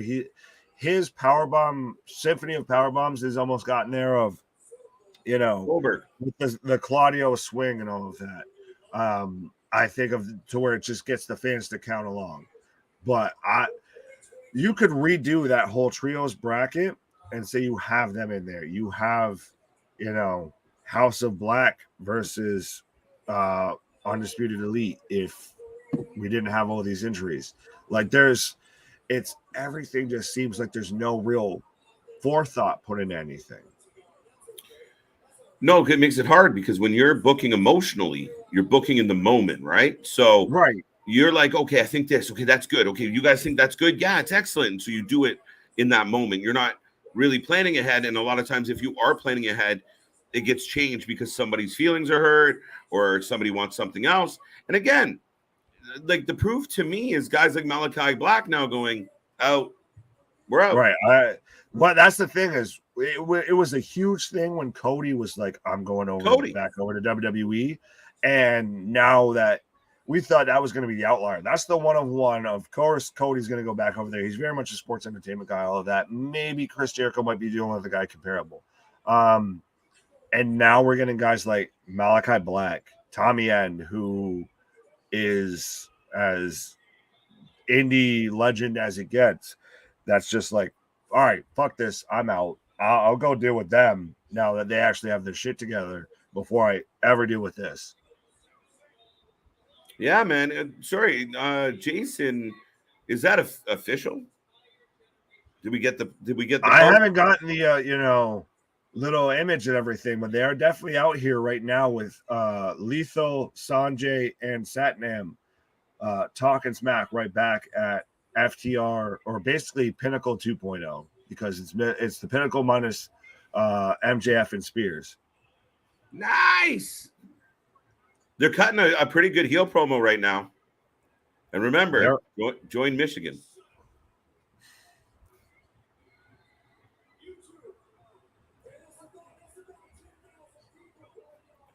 I'll go with 420. There you go.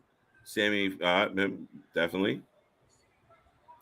KJ and Nick, how crazy happy were you with Ready to Rumble? Larry, pretty happy.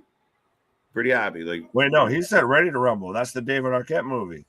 Pretty happy. No, not at all. I was about to say, you like that? We were, I was pretty young when it came out. Like I would probably I've watched it and everything since. Right, but when I watched it when I was younger, I was like, it was cute. I mean, it was like right. When I was younger, I was just happy it's the wrestling movie. I was like a fucking maybe a young teen, 12, 13. Right. I was like, it's a wrestling movie. Fuck it. I get to watch my wrestlers in a movie. But now that I go back and watch it. What I even knew at that age that was fucking asinine, Nick, was David Arquette won the belt. Oh, you can have that. That ain't even what I meant. Yeah, I know why you paused, buddy. All right. That's funny. That was crazy. Streaming live from Kukuma refugee camp in Kenya. Oh, yeah. Welcome. Right. Basically, MJF does Liv Morgan. You think so? A trios tournament, Death Triangle was my favorite. No, my favorite was the Elite versus United Empire. That should have been the final. That was match of the night, match of the week, fucking match of the month. Like, right. That was insane. I love Ricky Stark's finisher move called the Rochambeau. That's a finishing move. Cool name as well, Damien. I agree. I like Ricky Stark's finisher. What do you think? I like this.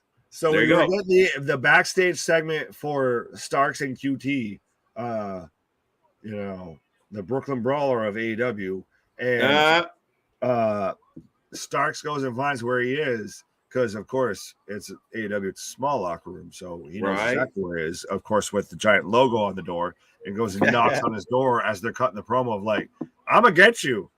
Oh, I'm gonna get you."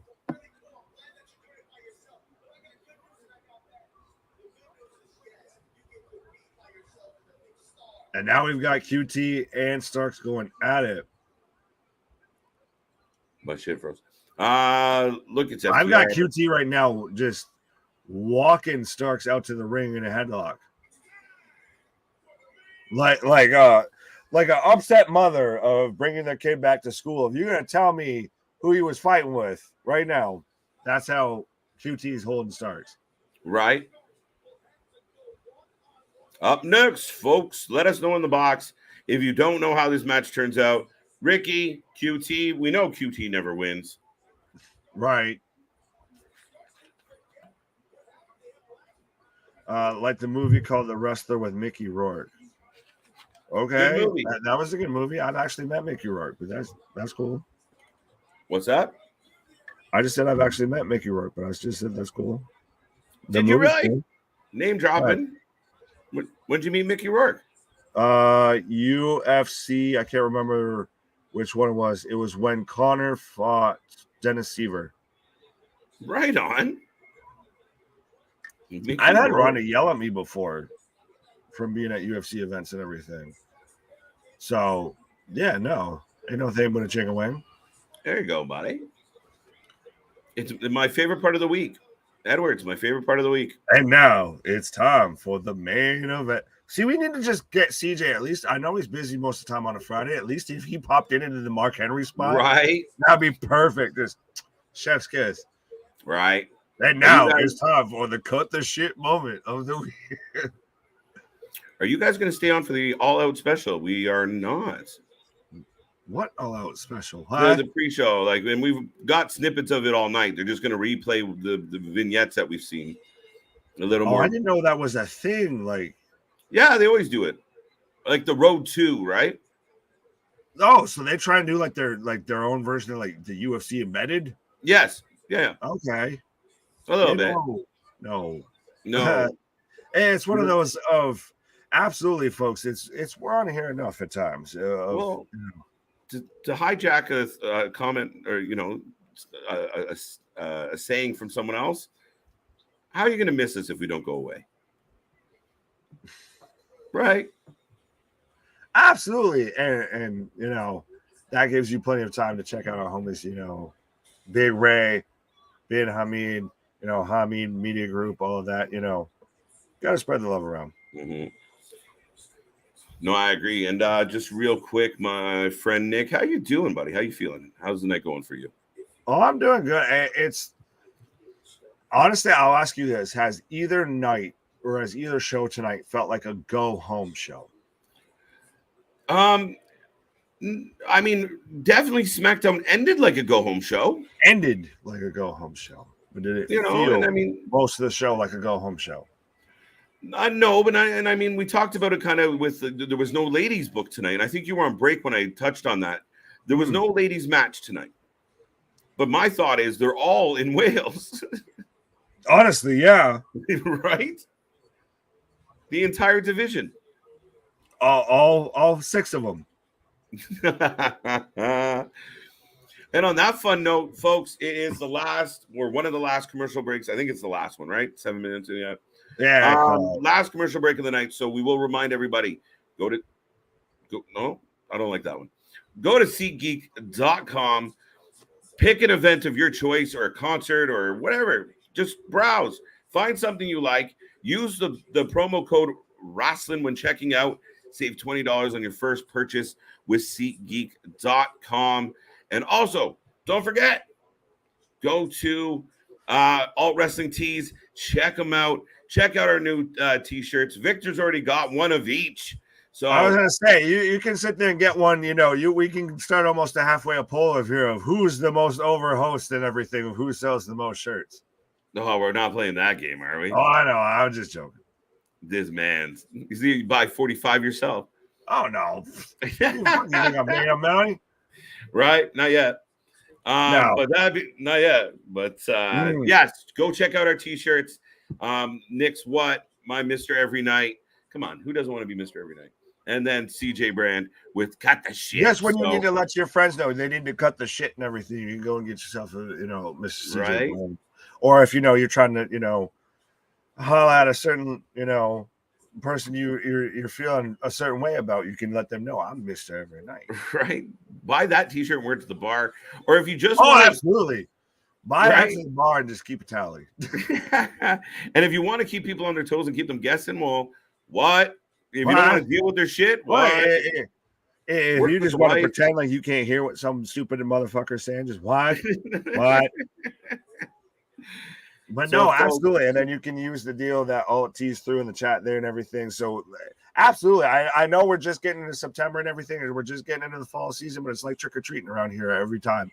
You just constantly leaving with something new, something fresh for you, something to save you a little bit of money. You can use code Wrasslin at, SeatGeek, save yourself $20. You can use that code at, for all Wrestling Tees, save yourself 20% off and everything like that. Every time you show up, you get your nice little goodie bag you get to leave with. Mm-hmm. The Princess Bride with Andre, Jingle All the Way with Water and Waterboy with Paul White. A funny little story. A young, spry KJ did a little bit of Wesley, like the from the Princess Bride, like in a, your little fucking performances when you're a kid. Oh, okay. Oh, no, that's fine. I thought you were about to say I was sad when you did like the Captain Insano shows No Mercy. That's the best shit.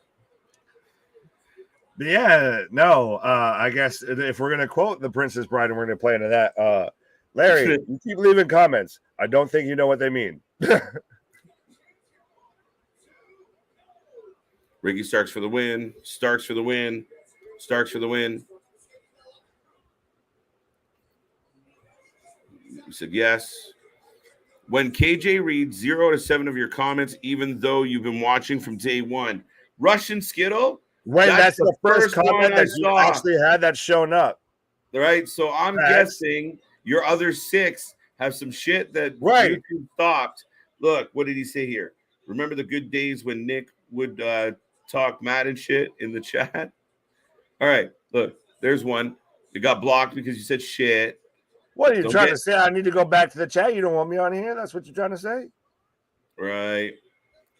Anthony Ryback was an idiot and a botch. Oh, throw that one out there. Right.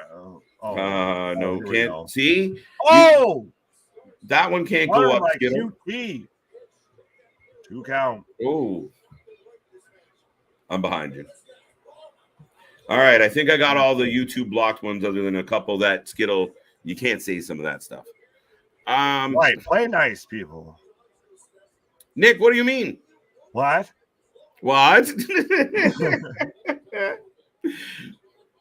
If you know, you know. What? I don't know. Exactly. Man, international man of mystery. Oh, big spear from Starks. Or as Damien keeps calling it, the Rochambeau. That was a big cutter, though, before it. Oh, absolutely. That's the thing is QT's not bad. It's just it's one of those of what's happening. Right. It's a good match for Starks. I mean, he's like the Dolph Ziggler of AEW. Oh, the disrespect there. Right? Kind of. At this point, no, that's disrespectful. Ricky Starks is very much, he's the up and comer. I could see not Ricky Starks, QT. Oh, like the gatekeeper give a good match. That's not at all what you said, sir. That's what I meant. Well, I ain't a fucking mind reader. Well, what did I say? That Ricky was Dolph Ziggler. No, QT was Dolph Ziggler. No, QT is Brooklyn Brawler. No disrespect. I like that. That's a good one. Respectfully. As I say that, wearing a Yankees shirt. So respectfully. Respectfully. As we've got Hobbs and Starks now just going at that match to me is absolutely what the fuck. Danielson's coming out now calling out Chris Jericho, so we're just gonna get all out fucking mayhem bedlam before we get to all. Does that remind you of 90s fucking 90s fucking W? Yeah. Right. Where it's like we got a pay-per-view coming up. Throw everyone out there. Yeah, for the audio listeners, WCW. I thought you were doing DMD. I was so confused. No, I'm just kidding. Bro. No, I'm kidding, man. But yeah, no, that was very much of I'll keep the AEW stuff going on because I know we're obviously going to keep going on, keep talking, keep chatting. Right? What made me laugh about what's that? I lost you there for a second. No, I was just about to say we're rolling into the weekend. It's not going to stop. We're about to roll into 3 hours live again tonight. I like where Jericho it looked like in a movie where the dude sees his girl and he fucking spins through and it's like, oh shit. You're with him? That's what that was. Just stood up like all brash. Right. Shit. What was it? You got on SmackDown. But yeah, rolling through, man. Something like that. So this one's for you. You said I don't understand what the quote. Okay, so I was making a joke. If we're gonna explain this bit by bit, Larry, I think you've been kind of pretty excited. I think you might need to woosah. Just dial it in. We're gonna keep it together now. We're gonna keep it together right before we get to this, crazy, wrestling weekend. So it's all love, but I got you. Like heavy, like I said in the intro, like Heavy D, I got nothing but love for you. Right. That's what Ricky Starks calls his finisher. That's why I called the Rochambeau KJ Nick. Yes. Right. I was just pointing out that you brought it up to our attention. That's all. When you watch this much wrestling, and you got to keep a track of fucking AEW's roster. What? WWE's roster. What? NWA, what? XPW, what? GCW, what? Fucking this, that, and fucking everybody else. What? Right. What? You tend to fucking, get mixed up at times. Oh, man. What if you're going to be mad because you're going to be fucking whatting in your sleep? I'm amazed I haven't, honestly. That's got to be like a tick at this point of just... Right. Let us know in the chat what is your rating for Rampage tonight, Nick. Let us know what your rating still is for SmackDown. I don't think we got too many. I think the most. You were on break. So, and I don't even think we gave ours. So, absolutely, you didn't give your rating for both shows. Give us your anticipated rating for this weekend. Give us what you think this weekend is going to deliver for you. Absolutely. We did do the SmackDown ones when you were on break. We don't have your SmackDown rating. I gave mine and read the we went back up. Okay.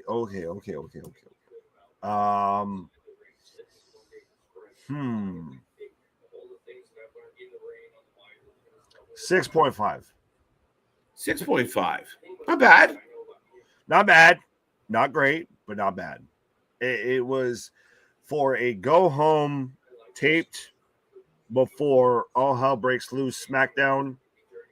It wasn't bad. Wasn't great, but it wasn't bad. It's been better than some go home shows we've gotten recently. Especially with the end, because the end, that's the thing. I guess it's like with Dynamite. The end sold me. End of the show.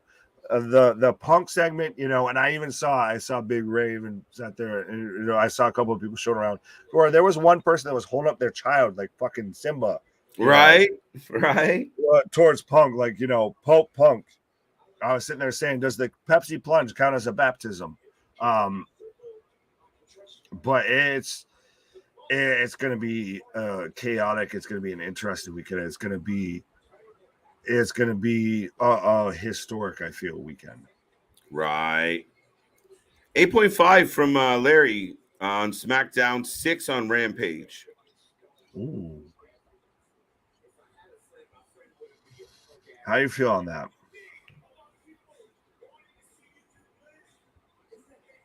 What's that? I said, how you feel on that? I think it's high. Yeah. No, sorry. I like 6 on Rampage. I think 8.5. I went. What did I say? Even maybe I didn't give a rating after I just You read other didn't. people's. SmackDown rating 7. 7.5. Oh, okay. So you go a full point over me. Okay. Yeah, I'll go 7.5 on SmackDown. I'll go 6 even on Rampage. Oh, see, you and I disagree there. You said 6.5, didn't you? On SmackDown. Oh, what did you say on Rampage? 4. 4 horsemen, 4 Edward. piece. Agreed. Just right. Just you got.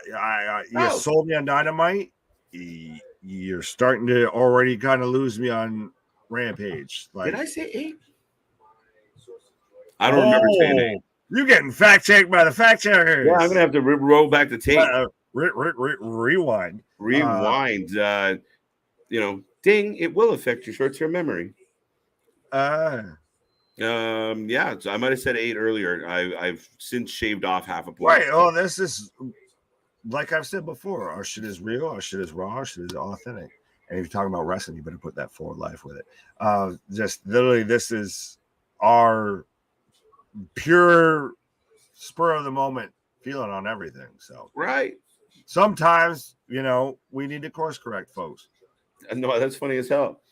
I don't know what happened to the other half a point, guys. By the time we got to the end of the night, I was like, fuck it. Edward says 7 and 4.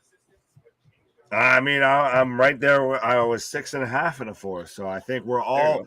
I like that though. That it's the nice little fucking family and everything that we've kind of built. Is we're all kind of, and obviously we got some difference, and absolutely everybody's entitled to their own opinion. We give everybody an audience to fucking speak their case, but we're all kind of ended up in the same kind of at least close pocket there. Right. No, I mean, I like it. 4 for Rampage from Thomas. Wow. LOL. 4 for Rampage. What did I say on Rampage? Let's say 6. You said a 6. I'm feeling good. Said it's Friday. 8 for SmackDown, I guess, and a 6 for Rampage.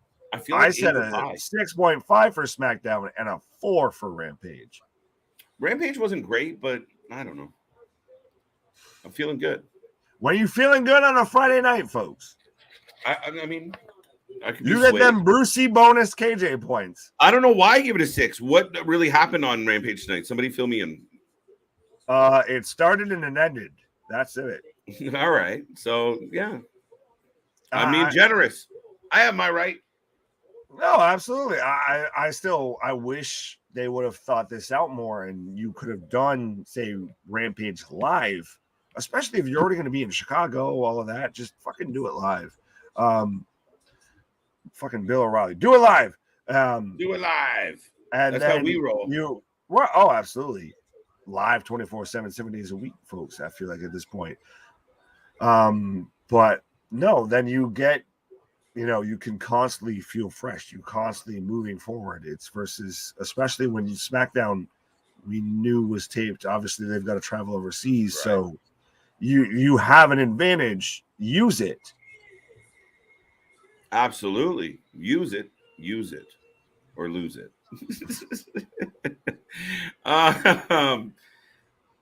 The last question I think I'll ask before we pack up and go home tonight, because as you folks know, because we say it a lot, we're going to be here all weekend long. What is your prediction on Sunday night? What pay-per-view of the 3 are we going to go? That was the best one. Overall or by moment? No, overall. Like when we leave, we're going to say this pay-per-view won the weekend, and I'll put that out to the chat as well. Well, that's the thing is I feel like there could be a moment if a certain 3-lettered superstar who likes a Burberry simple. Scarf No, shows in up. your mind, who takes it? Oh, Clash. Damien says Clash as well. Clash is going to be nuts. Right, I feel it, especially with that UK crowd too. We might get some of those unique chants and everything. So Yeah. It's going to be live. Absolutely. Like we're fortunate in the US. We're getting it in the middle of the afternoon, so that's why it sprints with the boys over here and everything. The UK crowd finally gets their show, their primetime pay-per-view and everything. But I think with that big of a crowd, everything that's building up to it's we've already seen, like, Hunter showed up there. He's doing interviews. Like, they're already trying to, build up that groundswell. I think it's gonna be something special, folks. Absolutely. Yeah, I mean, I hate to pick on AEW right now, but I think as of right now, based on the build, the stories going in, the matchups, the cards themselves, weighing out as much as I can think of, I really do think Clash is going to be the class of the weekend. I do think the bigger moments are going to come out of Clash. I think some of the best matches can come out in NXT, though. Hold on tight. Carmella versus Ricochet. Bate versus Breaker. Right? You're not wrong. You're not wrong. Right. I still think, though, that AEW still has, and it's if they want to actually pull the trigger and if they can make it work, if they can do it right, if they can pull out the gun and fucking aim it right, if they let MJF leave all out in Chicago with the AEW World Championship, instantly we're back in the game, folks. Do they try and go like the Cardona route and have Moxley like just completely enrage this Chicago crowd? In what way? By him legit winning and in some way, shape, or form doing it underhandedly, or even absolutely, it might just completely be thrown off, right? Right. We either get MJF wins as the Joker and he gets a contract, he gets a title match opportunity of his choosing when he wants. Basically, it's their Money in the Bank. Or he either comes out and cost Punk the match, or by some way, by hook or by crook or whatever, they make it into either a triple threat, or once Punk wins and gets that whole big pop and everything in Chicago, and you have the crowd losing their minds. Christ, he was just sitting there cutting fucking promo about getting the match. We got people sitting there holding it up like he's the goddamn Pope. But absolutely, you do that, and then you still have MJF with like a fucking low blow and a roll up. Right. 1, 2, 3. Walk off. Explosion. Oh, in Chicago. You will get. I feel like if something like that happens, you might get one of those moments like when Hogan turned up with the NWO, where you get stuff thrown in the ring. Yeah, it really could be. And you sent Punk out there to just rev up that hometown crowd. Absolutely. He somehow CM Punk in AEW in Chicago going for a rematch for the title he lost because of an injury is the underdog. So I think if he wins and then gets screwed, you're in nuclear heat. Yeah, absolutely, man. Let's do it. This is the first time in a while I'm excited for an NXT pay-per-view. I can't wait for Worlds Collide. Nice. I'm excited. Nick, you just painted a beautiful picture, buddy, of NXT Worlds Collide and some of the names that are going to be involved. It's going to be a good show. Like, we're going to be spoiled this weekend. Exhausted. We're going to need some lozenges. But trust me, folks. We haven't even reached the weekend, and I'm over here telling this man, I might be a little fucked here. I might need to be sipping on some tea and all that. Yeah, we're going to have to. All right, back off the hard stuff. If by the end of this weekend, it sounds like I've been smoking a fucking carton a day. You know why? Yeah, because this shit's I'm just kidding. I think Hobbs would do better on Raw. I really thought if we're going, hold on, that's a whole other show. If we want to get into that, we ain't got time for that. If we're gonna go into like fantasy doing an overall draft of here's guys in top companies right now. We start picking on who's going to go here and who there. Yeah, that's a whole other show. We ain't got time for that. Hobbs and Lashley win the all-male belts. I think that's a different promotion. I think, again, Wusa, as I've been saying, sir, maybe get a little drink of water, maybe splash some on your face, take a cold shower, calm down, just simmer down. We're just getting into the weekend. We don't need to be at 11 going into it. Well, this is officially the last question of the night that I will click on.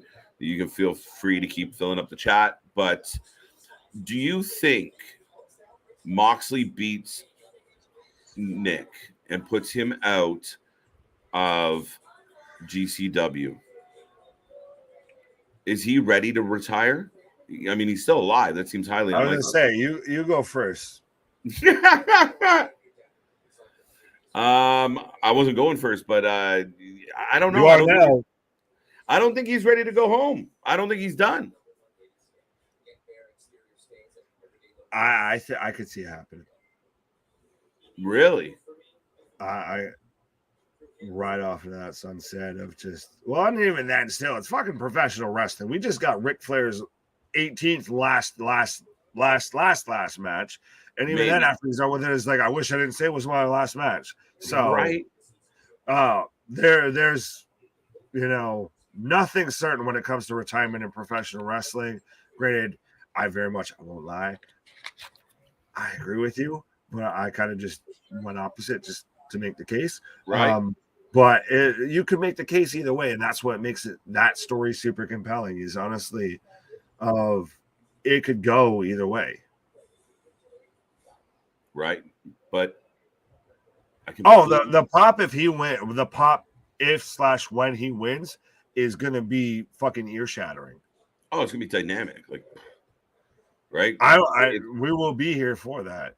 I can guarantee you that. Yeah, we're gonna be here all weekend long, folks, and as always, we have nothing but fun. We're at 3 hours and 16 minutes tonight, and yeah, we come back at it every night. We do it like nobody else does. Thank you for being here. Thank you for being a part of the show. Big Nick, 3 hours in, and we got so many more hours to go for this whole weekend. How you feeling, buddy? What do you think? Oh, I'm jazzed as can be. Like I've been saying, this is just the get by. This is the nice little, okay, we met another week.